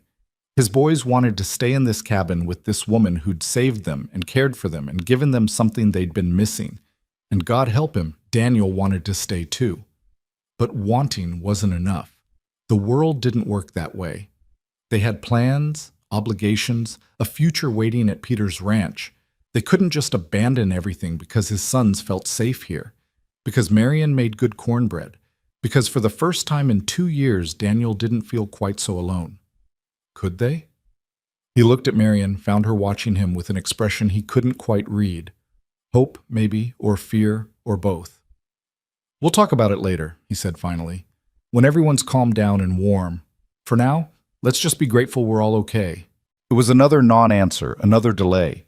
But it was all he could manage with his son in his arms and his heart in his throat, and Marion looking at him like maybe, just maybe, he might make the right choice for once. Outside, the snow kept falling. Inside, they huddled by the fire and tried to stop shaking, and Daniel wondered if running away had ever really been an option at all. The rest of that morning passed in a fog of tension and unspoken words. Jamie fell asleep in Daniel's arms, exhausted by fear and cold in the aftermath of his panic. Thomas and Liam sat close by, unusually quiet, watching their father with expressions that were too old for their ages. They were waiting for something, a decision, an explanation, some sign of what came next. Daniel had nothing to give them. He felt hollowed out, scraped clean of everything except a bone-deep weariness that had nothing to do with the cold, and everything to do with the weight of being responsible for 3 lives when he could barely manage his own. Marion moved around the cabin with quiet efficiency, making breakfast none of them had appetite for, checking the fire, doing small tasks that didn't need doing just to fill the silence. She didn't push, didn't ask questions, didn't demand answers Daniel couldn't give. She just existed in the space with them, a steady presence that somehow made the fear a little more bearable. When Jamie finally stirred, blinking up at Daniel with confusion that slowly cleared into memory and then shame, Daniel smoothed his hair back and tried to find words that would help. "You okay?" he asked quietly. Jamie nodded, then shook his head, then started crying again, silent tears that broke Daniel's heart worse than the screaming had. Hey, talk to me, buddy. What's wrong?" "I ruined everything." Jamie's voice was barely a whisper. "You were going to decide if we could stay, and I ran away and scared everyone, and now you're going to make us leave because I'm bad." "You're not bad. You had a nightmare and got scared. That doesn't make you bad." "But I should have stayed inside. Should have just waited for you to come back. Now Miss Marion probably doesn't want us here anymore because I caused trouble." Marion was beside them before Daniel could respond, kneeling down so she was eye level with Jamie. "You listen to me, James Harlow. I have never, not for one single second, thought you were trouble. You got scared and made a choice that wasn't safe, but that doesn't mean I don't want you here. You understand?" Jamie looked at her with desperate hope. "Really?" "Really. In fact," she glanced at Daniel, something uncertain in her expression, "I'd like nothing more than for you and your brothers and your papa to stay as long as you want. Days, weeks, however long you need." "Forever?" Jamie asked. Marion's breath caught. "That's up to your papa." 3 sets of eyes turned to Daniel, his sons and Marion's, waiting for an answer he didn't have. Because forever was a long time, and this was supposed to be temporary, and he had plans that didn't include falling for a woman who lived alone in the wilderness because her own grief had driven her there. Except the plans felt hollow now, empty, like something he'd held on to not because it was right, but because it was easier than facing the truth. The truth that his boys were happy here in a way they hadn't been in 2 years. That Marion looked at them with a tenderness that made Daniel's chest ache. That he himself felt more alive, more present, more human in these few days than in all the months before. The truth that maybe running to Peter's ranch was just another form of running away. Papa? Liam's voice was careful. What do you want to do? I don't know. The admission felt like failure. I need to think. You always need to think. Liam's frustration leaked through. But you never actually decide anything. You just keep moving forward because stopping means having to feel things. The words were almost exactly what Marion had said, coming from his 12-year-old son's mouth. When had Liam gotten so perceptive? When had he learned to see through Daniel's defenses? That's not fair, Daniel said quietly. Isn't it? Liam stood up, his hands clenched at his sides.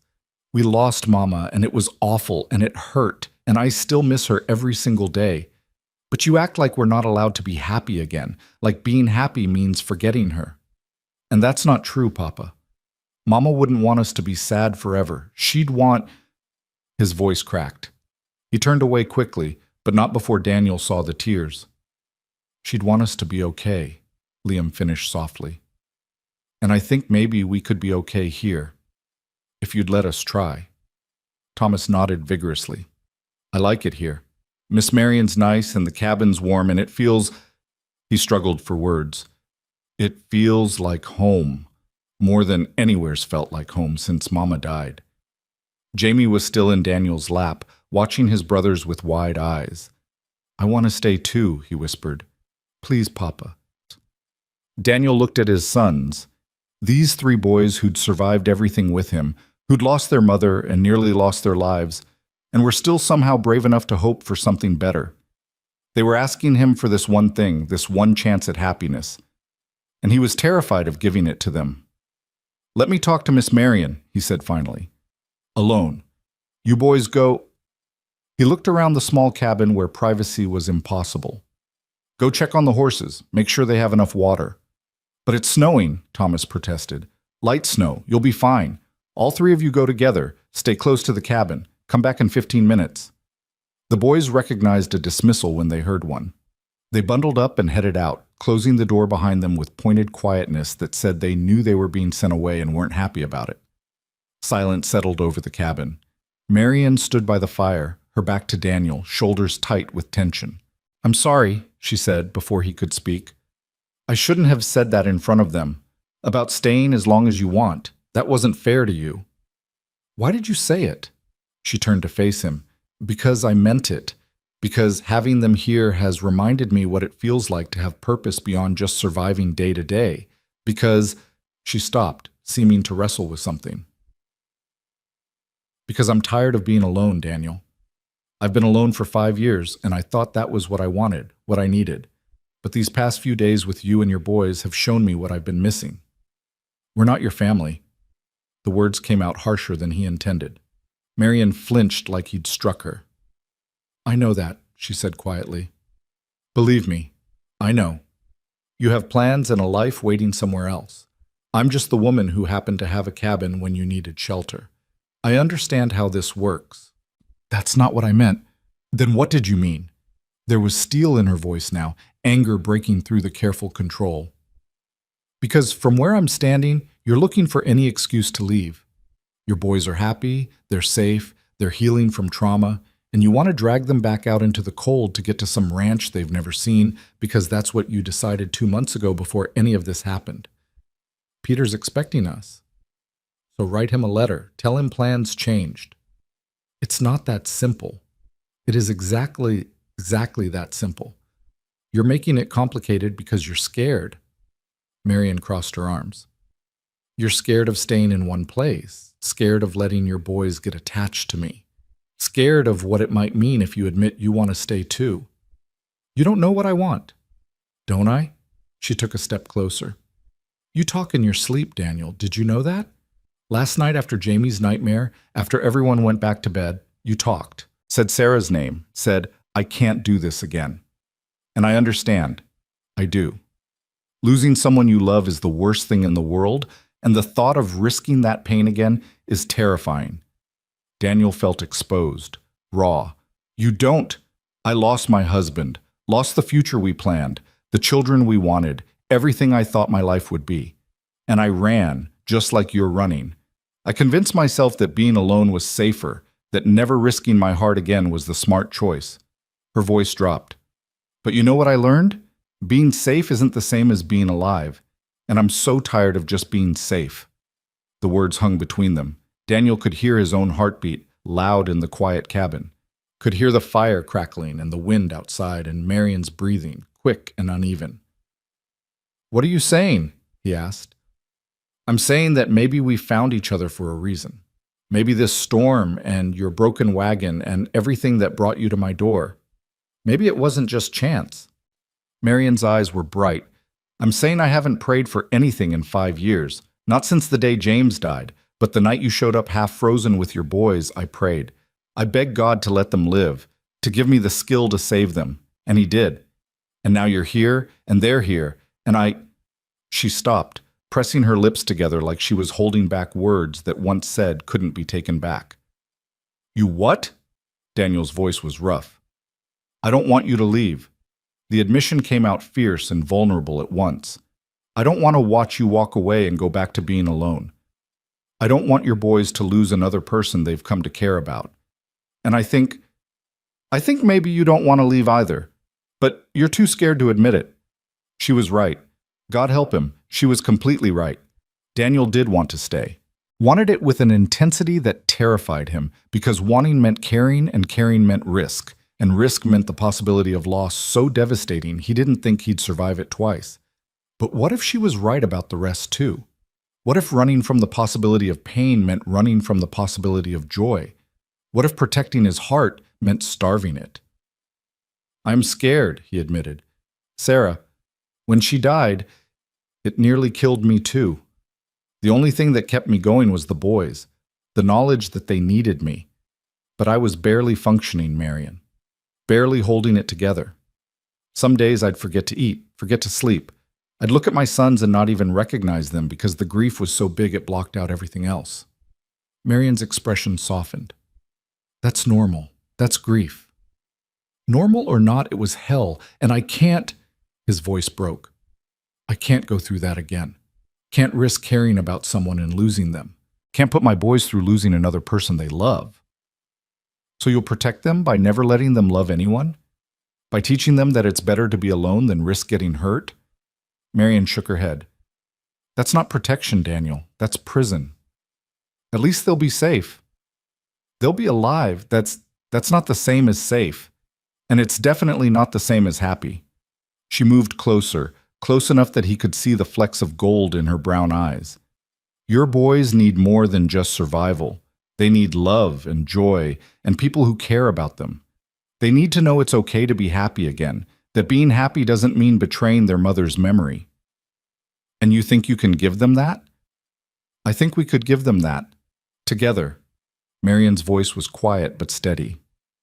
"If you're brave enough to try." Daniel stared at her. This woman who'd saved his sons' lives and maybe his own too. This woman who understood grief and loneliness and the terror of risking your heart after it's been broken. This woman who was offering him something he'd thought he'd never have again. Not just shelter, but home. Not just survival, but life. "I don't know how," he said honestly. "I don't know how to be that brave anymore. You walked through a blizzard to save your sons. You carried your youngest when you could barely stand. You let yourself talk about your wife for the first time in 2 years. Marion's hand found his, warm and solid. "You're already brave, Daniel. You just need to be brave in a different direction." Her touch sent electricity up his arm. He should pull away, should maintain distance, should remember all the reasons this was a bad idea. But he didn't. He held on, let himself feel the connection, let himself imagine what it might be like to not be alone anymore. "What if I fail?" The question came out barely above a whisper. "What if I can't be what you need, what they need?" "What if you can?" Marion squeezed his hand. "What if we both can? What if this broken, complicated, messy thing could actually work?" The door burst open. All 3 boys tumbled in, bringing cold air and snow and excitement. "Papa, Papa!" Jamie was practically vibrating. "One of the horses has a cut on his leg, and Miss Marion has medicine, but Thomas says we shouldn't use it without asking, and Liam says, yeah, slow down." Daniel reluctantly released Marion's hand. What happened? Liam stepped forward, the responsible one as always. Copper got spooked by something, maybe a branch falling from the snow. He kicked the wall of the lean-to and cut his foreleg. It's not deep, but it's bleeding. Marion was already moving, gathering supplies from her shelves. Show me. They all trooped back outside into the light snow. Copper was indeed bleeding, a gash about 3 inches long on his lower leg. Not life-threatening, but definitely needing attention. Daniel moved to hold the horse's head, murmuring reassurances while Marion knelt in the snow and examined the wound. Her hands were gentle but confident, and Copper settled almost immediately under her touch. Not too bad, she said. Needs cleaning and wrapping, but it should heal fine. She looked up at the boys. You 3 did the right thing, coming to get me. Taking care of animals means knowing when you need help. Can we help? Thomas asked eagerly. Absolutely. Thomas, you hold this bandage. Jamie, you'll hand me the salve when I ask for it.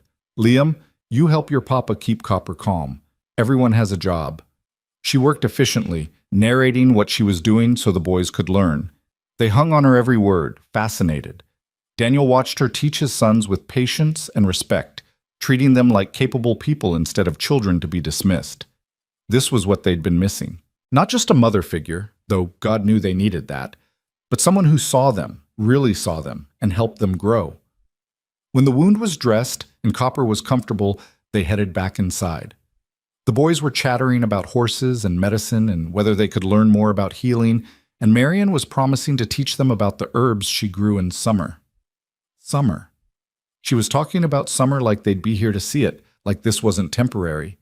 Daniel's chest felt tight. He needed air, needed space to think. I'm going to check the firewood supply, he said abruptly. Outside, he stood in the falling snow and tried to breathe. Everything was moving too fast.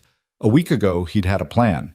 Get to Peters, start over, keep his head down and his boys safe. Simple. Clear. Now nothing was simple. Now there was Marion with her kind eyes and capable hands. Now there were his sons looking happier than they'd been in years. Now there was the possibility of something he'd never expected to find again, and it scared him more than the blizzard had. Papa? Liam's voice came from behind him. Can I talk to you? Daniel turned to find his oldest son standing in the doorway, looking uncertain. Of course. Come here. Liam stepped out, closing the door behind him. For a moment they stood together in silence, watching the snow fall. You're going to make us leave, aren't you? Liam said finally. I don't know yet. But you want to. Daniel couldn't lie to him. Part of me does, yes. The scared part. Yes. Liam nodded like he understood. I'm scared too. Of caring about Miss Marion and then losing her like we lost Mama. Of being happy here and then having to leave. His voice wavered. Of hoping for things. Then you understand why I'm hesitant.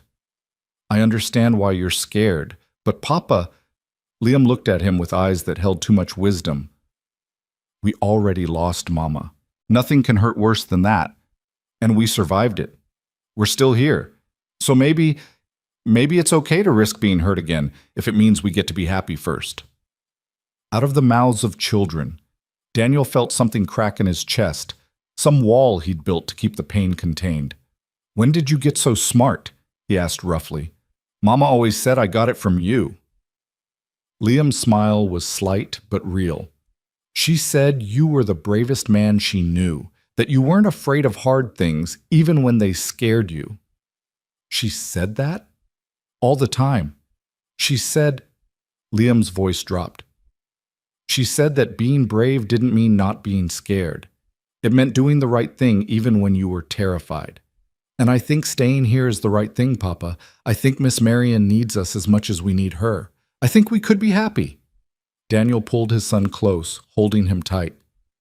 You're a good kid, Liam. The best. Your mama would be so proud of you. She'd be proud of you too, if you stay. The implication hung in the cold air. If Daniel left, if he chose safety over risk, if he ran again, Sarah wouldn't be proud.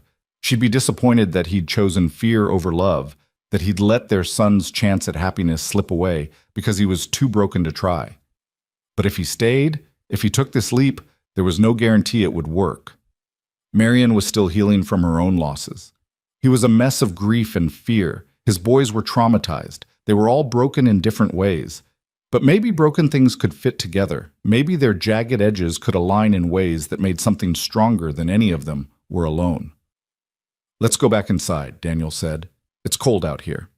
They returned to find Marion making lunch while Thomas and Jamie set the table. It was such a domestic scene, so normal and right, that Daniel had to stop and just look at it. His sons moving around this kitchen like they belonged here. Marion humming softly as she worked. Everyone comfortable, everyone content, everyone home. Marion looked up and caught his eye. Something passed between them. A question, an invitation, a hope. Daniel found himself nodding, just slightly, and watched relief bloom across her face. Lunch was simple but good, soup and bread and easy conversation. The boys told Marion about their uncle's ranch, about the cousins they'd never met, about the plans that had been made. Daniel heard the past tense creeping into their words, plans that had been, not plans that were, and knew they'd already made their choice. Now he just needed to be brave enough to make his. After lunch, Marion suggested the boys rest. They'd had a traumatic morning and could use the sleep. For once, they didn't argue. Thomas and Jamie curled up by the fire, and Liam took himself off to the small bedroom, leaving Daniel and Marion alone again. "We need to talk," Daniel said. "I know." Marion wiped her hands on her apron. "Daniel, about earlier, I shouldn't have pushed so hard. Your choices are your own, and I had no right." "You had every right," he interrupted her. "You opened your home to us. You saved my sons. You've shown us more kindness than we've known in years. That gives you the right to speak your mind. Still, let me finish." He took a breath, steadying himself. "You were right about all of it. I am running. I have been running since Sarah died, and I'm tired, Marion. I'm so damn tired of running." Marion went very still. "What are you saying?" "I'm saying," the words stuck in his throat. He forced them out. "I'm saying I want to stay. If the offer's still open. If you meant what you said about having us here." "I meant it." Her voice was barely above a whisper. "Every word.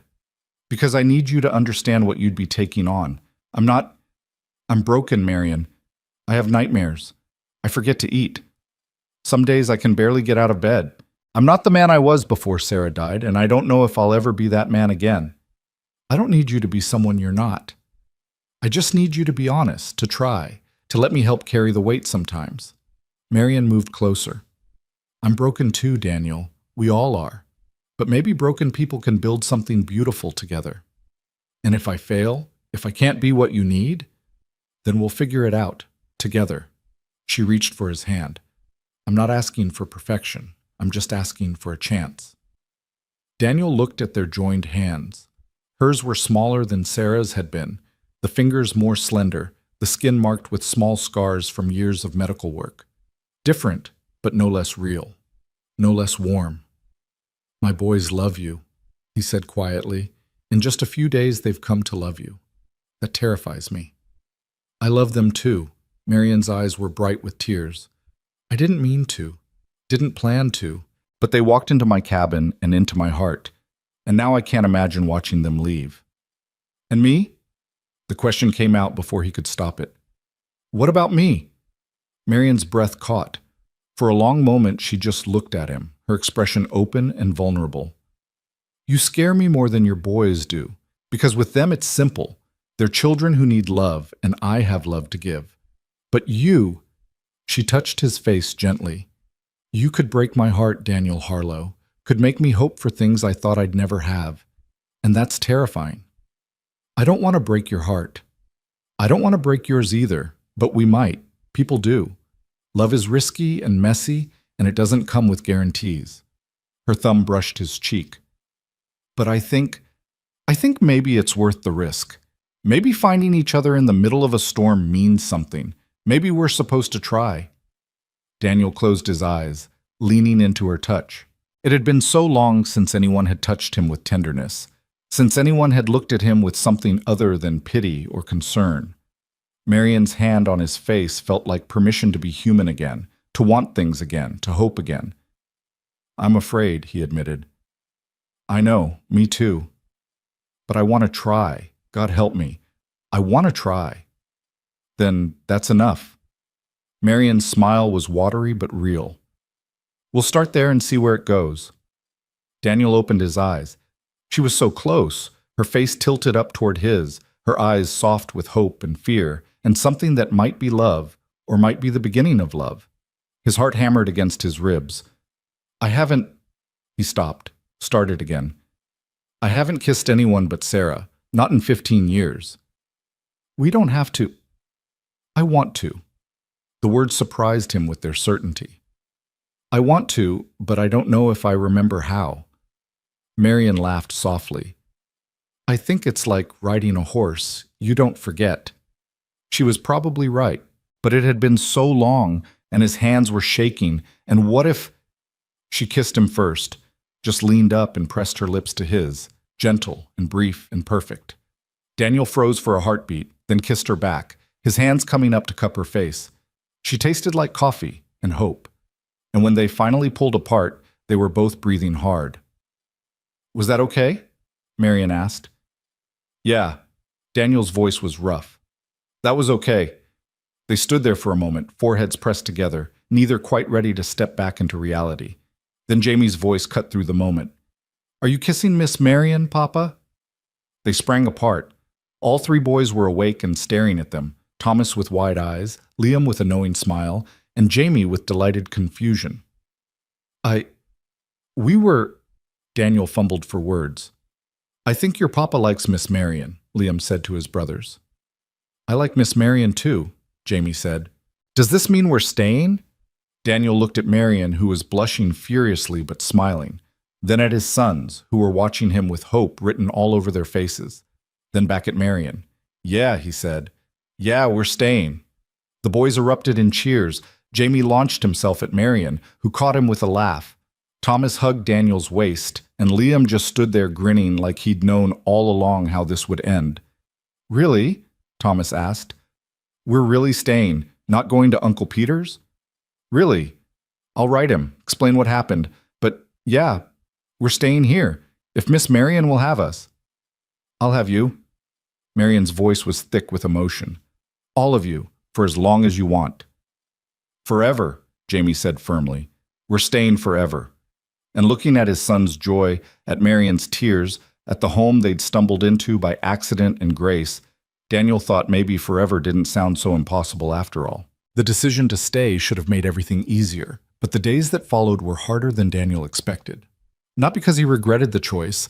Every time he saw his sons laugh or watched Marian ruffle Jamie's hair, he knew staying was right. But knowing something and living it were different things, and the reality of building a new life from broken pieces turned out to be complicated work. The first challenge came 3 days after they'd decided to stay, when Daniel sat down to write the letter to his brother Peter. He'd rewritten it 4 times already, each version sounding more like excuses than explanations. How did you tell your only family that you'd changed course completely? That the plans you'd made together were abandoned for a woman you'd known less than a week? You've been staring at that paper for an hour, Marian observed from where she was mending one of Thomas's shirts. The boys were outside building a snow fort, their laughter drifting through the cabin walls. Don't know what to say. The truth usually works. The truth sounds insane. Dear Peter got caught in a blizzard, almost died, fell for the woman who saved us, decided to stay with her instead of coming to your ranch. Hope you understand. Daniel dropped the pen. He's going to think I've lost my mind. Have you? Daniel looked at her, really looked at her. She'd pulled her hair back loosely, and a few strands had escaped to frame her face. There was a smudge of something on her cheek, probably from breakfast, and she was wearing that patched dress she seemed to favor for everyday work. She looked real and solid and nothing like the fantasy he'd built of what his life should be. Maybe, he admitted, but if this is madness, it's the first thing that's made sense in 2 years. Marian's smile was soft. Then write that. Tell your brother you found something unexpected. Tell him you'll visit in the spring. Bring the boys to meet their cousins. But tell him you're staying here because this is where you need to be. Daniel picked up the pen again. This time, the words came easier. He wrote about the storm, about finding Marion's cabin, about watching his sons come back to life in ways he hadn't seen since Sarah died. He wrote about being tired of running, about wanting to build something instead of just surviving. He didn't mention the kiss or the growing feelings he couldn't quite name yet, but he suspected Peter would read between the lines anyway. When he finished, he felt lighter, like putting the words on paper made the decision more real, more permanent. There was no going back now. "Done?" Marion asked. "Done." "Good, because I need to talk to you about something, and you're not going to like it." Daniel's stomach dropped. "What's wrong?" "Nothing's wrong, but we need to be practical." She set down her mending. "This cabin is small. It was built for one a person, maybe two. With 4 of you here, we're running out of space. We can make it work. For now, yes, but spring's coming eventually, and when it does, we'll need more room. The boys need their own space as they get older. We need storage for supplies. And if we're really doing this, building a life together, we need to think long term." She was right, of course. The cabin was cozy for short-term shelter but cramped for permanent living. Daniel had been so focused on the immediate decision to stay that he hadn't thought past the next few weeks. "What are you suggesting?" "We build an addition, maybe 2 rooms, one for the boys, one for storage. And we expand the lean-to into a proper barn for the horses." Marion's voice was practical, but her eyes held uncertainty. "It would take work and materials and time. But if you're staying, if we're doing this, we should do it right." Daniel heard what she wasn't saying. Building an addition meant commitment, meant putting down real roots. It meant this wasn't just temporary shelter, but home. And it meant trusting that they could make this work, that the fragile thing growing between them was strong enough to build on. "Okay," he said. "We'll build an addition." Marion's shoulders relaxed. "Okay. But I don't have much money. What I had went into supplies for the trip, and most of those are buried in snow somewhere near the broken wagon. I have some savings from before, and we can salvage what we can from your wagon once the snow melts."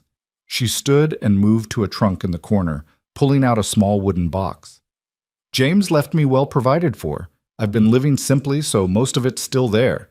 It's enough to buy lumber and supplies." Daniel felt uncomfortable accepting her money, but pride was a luxury he couldn't afford anymore. "I'll pay you back.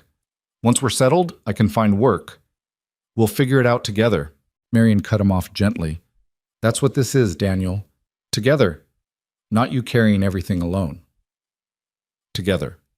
The word still felt foreign in his mouth, but he was learning to say it, learning to let someone else share the weight.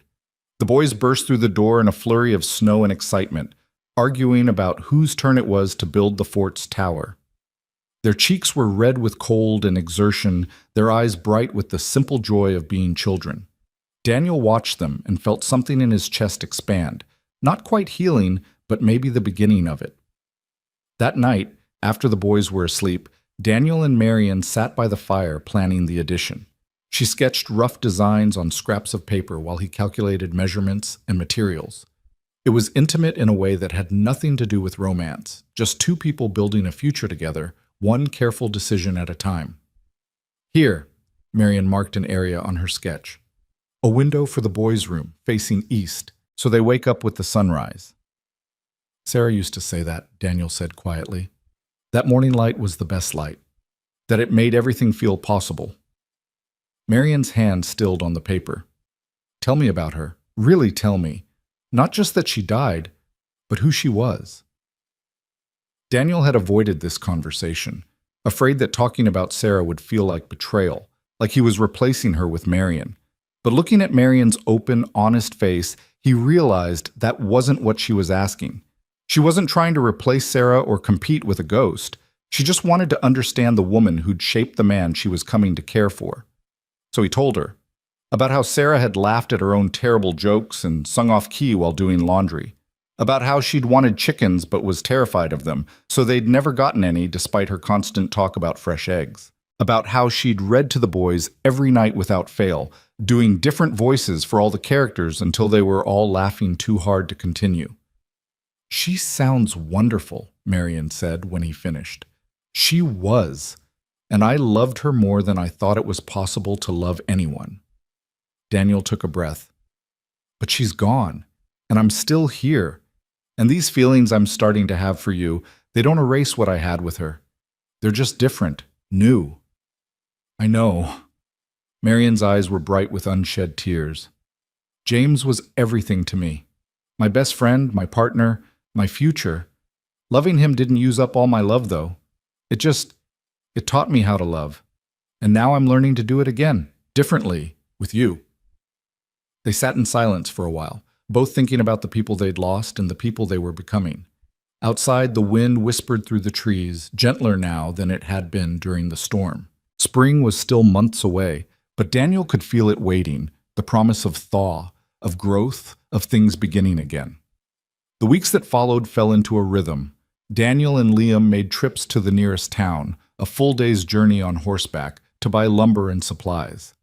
Marian taught Thomas and Jamie about herbs and medicine, showing them which plants healed and which ones harmed. The boys helped with chores, gathering firewood and tending the horses and learning to cook simple meals. And slowly, carefully, Daniel and Marian learned each other. The way she took her coffee. The way he couldn't sleep if it was too quiet. Her habit of humming while she worked. His tendency to wake before dawn and watch the sunrise alone. They learned to move around each other in the small space, to read moods and respect boundaries, to ask for help instead of suffering in silence. It wasn't always easy. Daniel still had nightmares that left him gasping and disoriented. Marian still had days where grief ambushed her, and she needed to be alone. They had their first real argument about whether to let the boys ride the horses unsupervised. Marian said yes with proper instruction. Daniel said absolutely not. They eventually compromised on supervised rides only until spring. It was messy and imperfect, and nothing like the life Daniel had imagined. But it was real, and real turned out to be better than perfect. Construction on the addition started as soon as the weather permitted. It was hard work, measuring and cutting and hammering in the cold, but Daniel found satisfaction in it. Every board he placed, every nail he drove was a promise, to his sons, to Marian, to himself. A promise that this time he was building something that would last. Liam worked beside him, learning carpentry with the same serious determination he applied to everything. Thomas was less patient but tried hard, and Jamie mostly just handed them tools and asked endless questions about how buildings stayed up. Marian kept them fed and warm, appearing with hot coffee and encouragement whenever the work got frustrating. One afternoon in late February, Daniel looked up from his work to find all three boys and Marian standing together, watching him. There was something in their expressions, anticipation mixed with nervousness, that made him set down his hammer. "What's going on?" Jamie stepped forward, clutching something in his hands. "We made something for you." It was a carving, rough but recognizable. A family of 5 figures standing together. Daniel's throat tightened as he realized what he was looking at. 4 figures he recognized, himself and his 3 sons. And a 5th figure, slightly apart but clearly part of the group. Marian. "Liam did most of the carving," Jamie said quickly, "but we all worked on it. Thomas sanded it and I painted the faces and Miss Marian helped with the hard parts." Daniel took the carving with hands that shook slightly. It was made of pine, probably from scraps of the lumber they'd bought. The details were simple but full of love, each figure distinct, recognizable. A family. "We wanted you to have it," Liam said, because we're a family now, right? Not just you and us anymore, all of us together." Daniel looked at Marian, who was watching him with her heart in her eyes.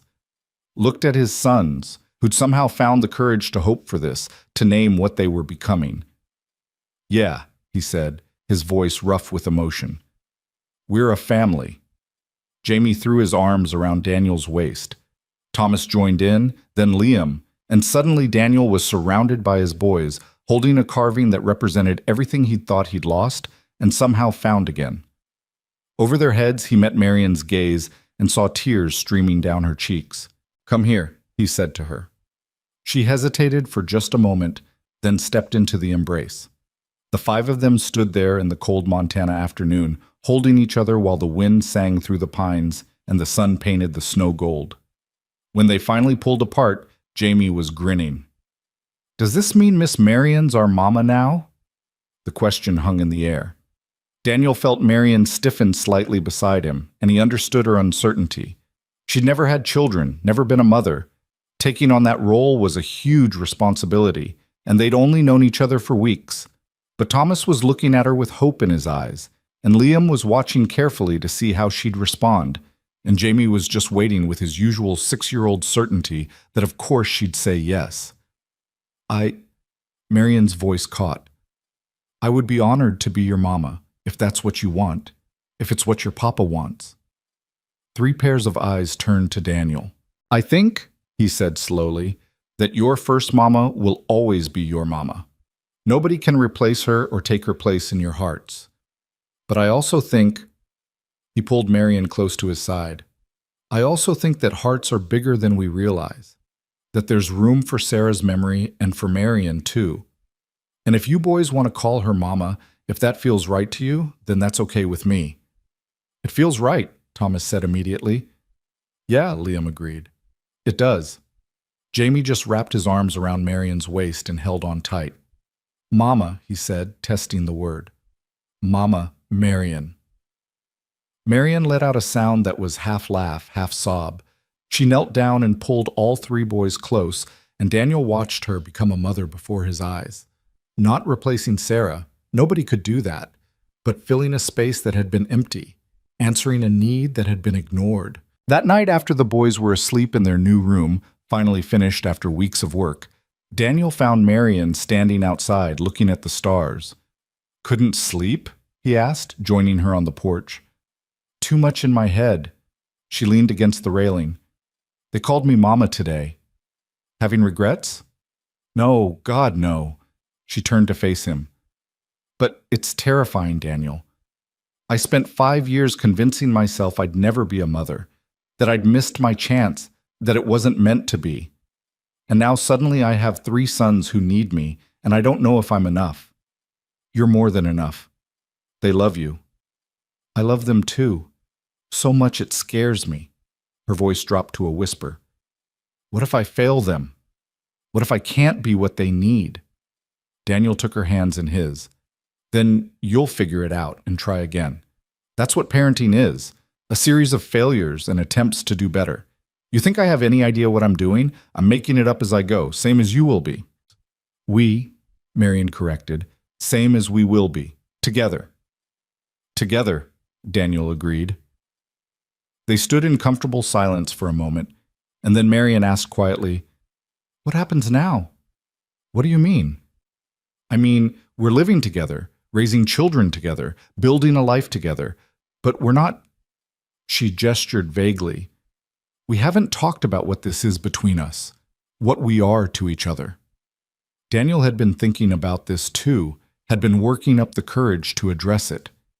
They'd shared a few more kisses since that first one, nothing rushed or heated, just gentle affirmations that this thing between them was real. But they hadn't defined it, hadn't put words to what was growing. I don't know if I'm ready for marriage, he admitted. Sarah's only been gone 2 years. Part of me feels like I should wait longer, honor her memory by being alone forever. Marion's smile was sad. That's not honoring her, Daniel. That's just being afraid. Maybe, but I'm also thinking about the boys, about moving too fast and confusing them. They already call me Mama. They already see us as a family. I don't think marriage would confuse them. I think it would make them feel more secure. She squeezed his hands. But I understand your hesitation. I'm not pushing. I need to know what you're feeling, where you see this going. Daniel took a deep breath. I see myself waking up next to you every morning for the rest of my life. I see us raising those boys together, teaching them to be good men. I see gray hair and grandchildren and growing old in this cabin we're building together. He met her eyes. I see forever, Marion. It scares the hell out of me, but I see it. I see it too.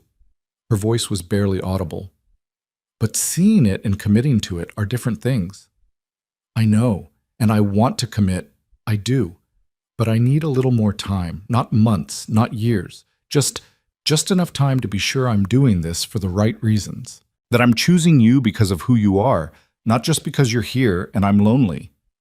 Marion's expression flickered with something that might have been hurt, but she nodded. That's fair. I don't want to be someone's second choice either. I want to be chosen deliberately, consciously. You are, Daniel said urgently. God, Marion, you are. I just need to make peace with some things first. With Sarah's memory, with my own guilt about moving on. Can you give me that time? Of course. She pulled her hands free and wrapped her arms around herself. Take all the time you need. But there was something in her voice, some distance that hadn't been there before, and Daniel cursed himself for handling this badly. He reached for her again. Hey, look at me. When she did, he cupped her face gently. I'm not going anywhere. I'm not changing my mind about staying or about us. I just want to do this right. You deserve that. I deserve honesty, Marion said, which you just gave me. Thank you for that. They went to bed separately that night. Daniel in the small bedroom off the main cabin, Marion in her own space. It felt wrong after weeks of growing closer, but Daniel respected her need for distance while he figured things out. He lay awake for hours, thinking about Sarah and Marion and the impossible choice that wasn't really a choice at all. Because loving Marion didn't mean he'd stopped loving Sarah. His heart had simply expanded, making room for both, for the memory of what was and the promise of what could be. Sarah had made him promise at the very end to take care of himself, to not let grief consume him, to live, really live, not just survive. At the time, he'd nodded and agreed because it was what she needed to hear. But now, lying in the dark, he realized he'd broken that promise for 2 years. He'd survived but not lived. He'd kept breathing but stopped being fully present, until a storm forced him to Marion's door. Maybe that was Sarah's doing somehow. Maybe she'd sent the blizzard, broken the wagon, led him to the one person who could help him heal. It sounded crazy, but no crazier than anything else that had happened. I love her, Daniel whispered into the darkness. Sarah, I love her. Not the way I loved you. Nobody could replace that. But I love her anyway. And I think that's okay. I think you'd want me to be happy. I think you'd like her. No ghostly voice answered, but Daniel felt something shift inside him. Some final piece of permission granted, some burden lifted. He could love Marion without betraying Sarah. He could build a new life without demolishing the old one. The past and the future could coexist, and he could be happy in both. In the morning, he found Marion making breakfast, her movements careful and controlled. The boys were still asleep, so they had a rare moment of privacy. I've been thinking, Daniel said without preamble, about what you asked last night. Marion set down the spoon she was holding. Daniel, let me finish. He moved closer. You asked what happens now, and I gave you a coward's answer, said I needed time. But the truth is, I already know. I've known since that first night when you saved my sons and looked at me like I wasn't a complete failure. I've known since you taught Jamie about herbs and made Liam laugh and showed Thomas that being gentle isn't weakness. Daniel, I love you. The words came out rough but certain. I don't know when it happened. Maybe it was gradual, or maybe it was all at once when you opened that door. But I love you, Marion Hale, and I don't want to wait to tell you that. I don't want to waste time being afraid when I could be building a life with you instead. Marion's eyes were wide, her hands pressed to her mouth. You love me? Yeah, I love you. And I know it's fast and probably crazy, but I also know it's real. Sarah taught me what love feels like, so I recognize it when it shows up again.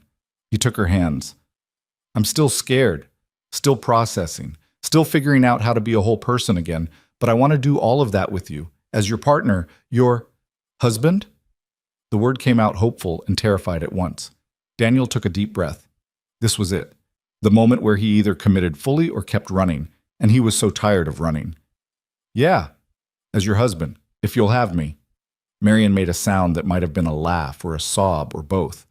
That's not a proper proposal. No? No, you're supposed to. There should be. She gestured helplessly.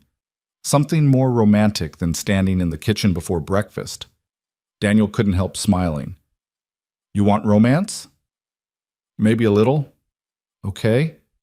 He dropped to one knee right there on the rough cabin floor, took her left hand in both of his, and looked up at this woman who'd saved his life in every way that mattered. Marion Hale, you are brave and kind and strong and everything I didn't know I needed. You opened your door to strangers in a storm and gave us shelter and hope and love. You became a mother to my sons and a partner to me, and you make me want to be better than I am. I don't have a ring or fancy words or anything except this. He pressed his hand over his heart. Except this heart that's yours if you want it, broken and healing and full of love. Will you marry me? Tears were streaming down Marion's face. Yes, God, yes, of course, yes. Daniel stood and pulled her into his arms, kissing her with all the feeling he'd been holding back. She kissed him back just as fiercely, and when they finally pulled apart, they were both laughing and crying at the same time. Did you just propose to Miss Marion? They sprang apart to find all three boys standing in the doorway of their room, staring with various degrees of delight and satisfaction. How long have you been awake? Daniel demanded. Long enough, Liam said, grinning. So she said yes? She said yes. Jamie whooped and ran to hug them both. Thomas was right behind him, and Liam joined more sedately, but with a smile that split his face. They stood there in a tangle of arms and joy, 5 people who'd found each other against all odds. When's the wedding? Thomas asked. We just got engaged 5 seconds ago, Marion laughed. Give us time to plan. Spring, Daniel said suddenly. Let's do it in spring when the snow melts and everything's coming back to life. New beginning for all of us. Marion looked at him with so much love it made his chest ache. Spring sounds perfect. The months between February and May were a blur of preparation and anticipation. They finished the addition and started planning the wedding. Marion wrote to her sister back east, inviting her to come for the ceremony. Daniel finally visited Peter's ranch with the boys, explaining the change in plans and introducing Marion to his family. Peter was surprised but supportive, and the cousins hit it off immediately. They made trips to town for supplies and to meet with the circuit preacher who agreed to perform the ceremony. Word spread about the wedding, and their small cabin became a social hub as neighbors stopped by with gifts and advice and good wishes. Daniel learned that Marion wasn't as isolated as he'd thought. She'd helped most of the families in the area at one point or another, delivering babies and treating injuries and providing medicine. They all loved her and were delighted to see her happy. The boys thrived. Liam shot up 3 inches and his voice started to crack. Thomas lost a tooth and learned to ride a horse properly. Jamie started reading on his own, sounding out words with fierce concentration. They talked about Sarah often now, sharing memories and stories, keeping her alive in the way that mattered most. And Marion became Mama in truth, not just in name. She nursed them through colds and celebrated their victories and disciplined them when needed. She was patient with their grief and their fears, and she loved them with a fierceness that took Daniel's breath away. As for Daniel himself, he slowly came back to life. The nightmares didn't stop completely, but they lessened. The guilt eased into something gentler, not forgetting Sarah, just making peace with her absence. He learned to laugh again, to look forward instead of just back. He learned that healing wasn't betrayal, and that love didn't have a limited supply. May came with wildflowers and blue skies. They held the wedding outside, in front of the cabin they'd built together. Marion wore a simple dress of cream-colored linen that her sister had brought from Chicago, with wildflowers in her hair. Daniel wore his best suit, brushed clean and pressed for the occasion. The boys stood as witnesses, scrubbed and nervous and proud. The ceremony was short and sweet. The preacher spoke about love and second chances and the grace of God that brings people together in unexpected ways.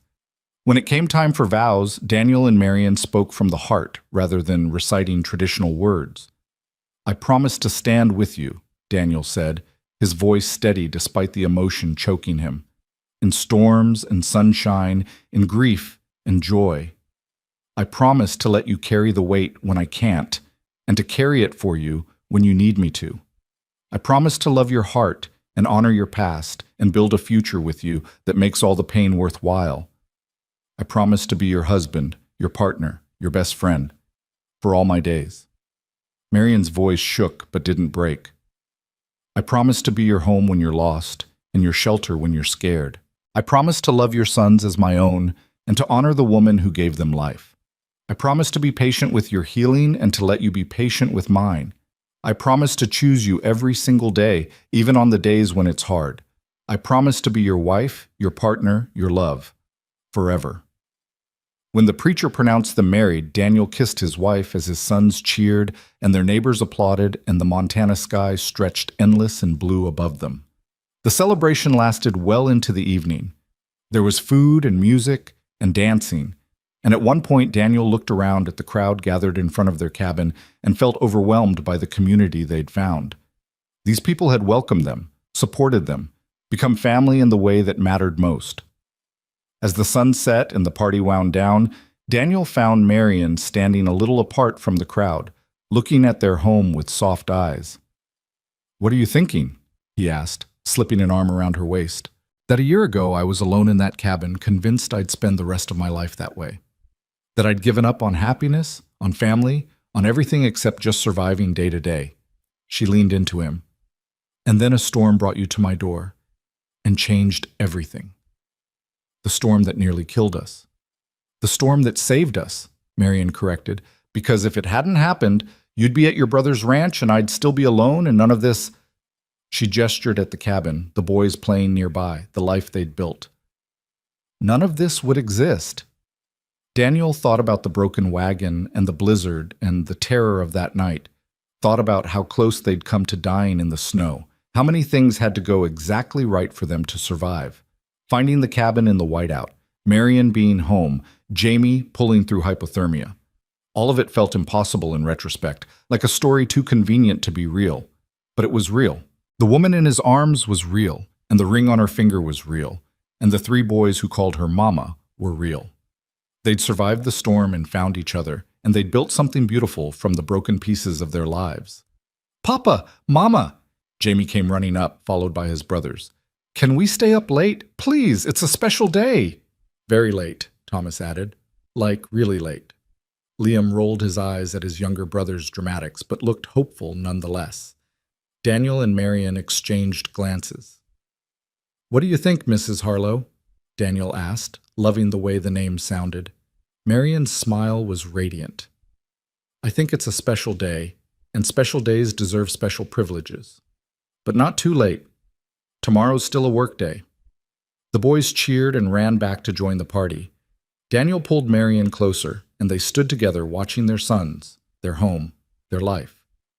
"I love you," Daniel said quietly, "in case I haven't mentioned it today. You've mentioned it about 50 times. Marion turned in his arms to face him. "But I don't mind hearing it again." "I love you. I love you too." She kissed him softly. "Thank you for being brave enough to stay, for choosing this life, choosing us. Thank you for opening your door that night, for saving us in every way possible."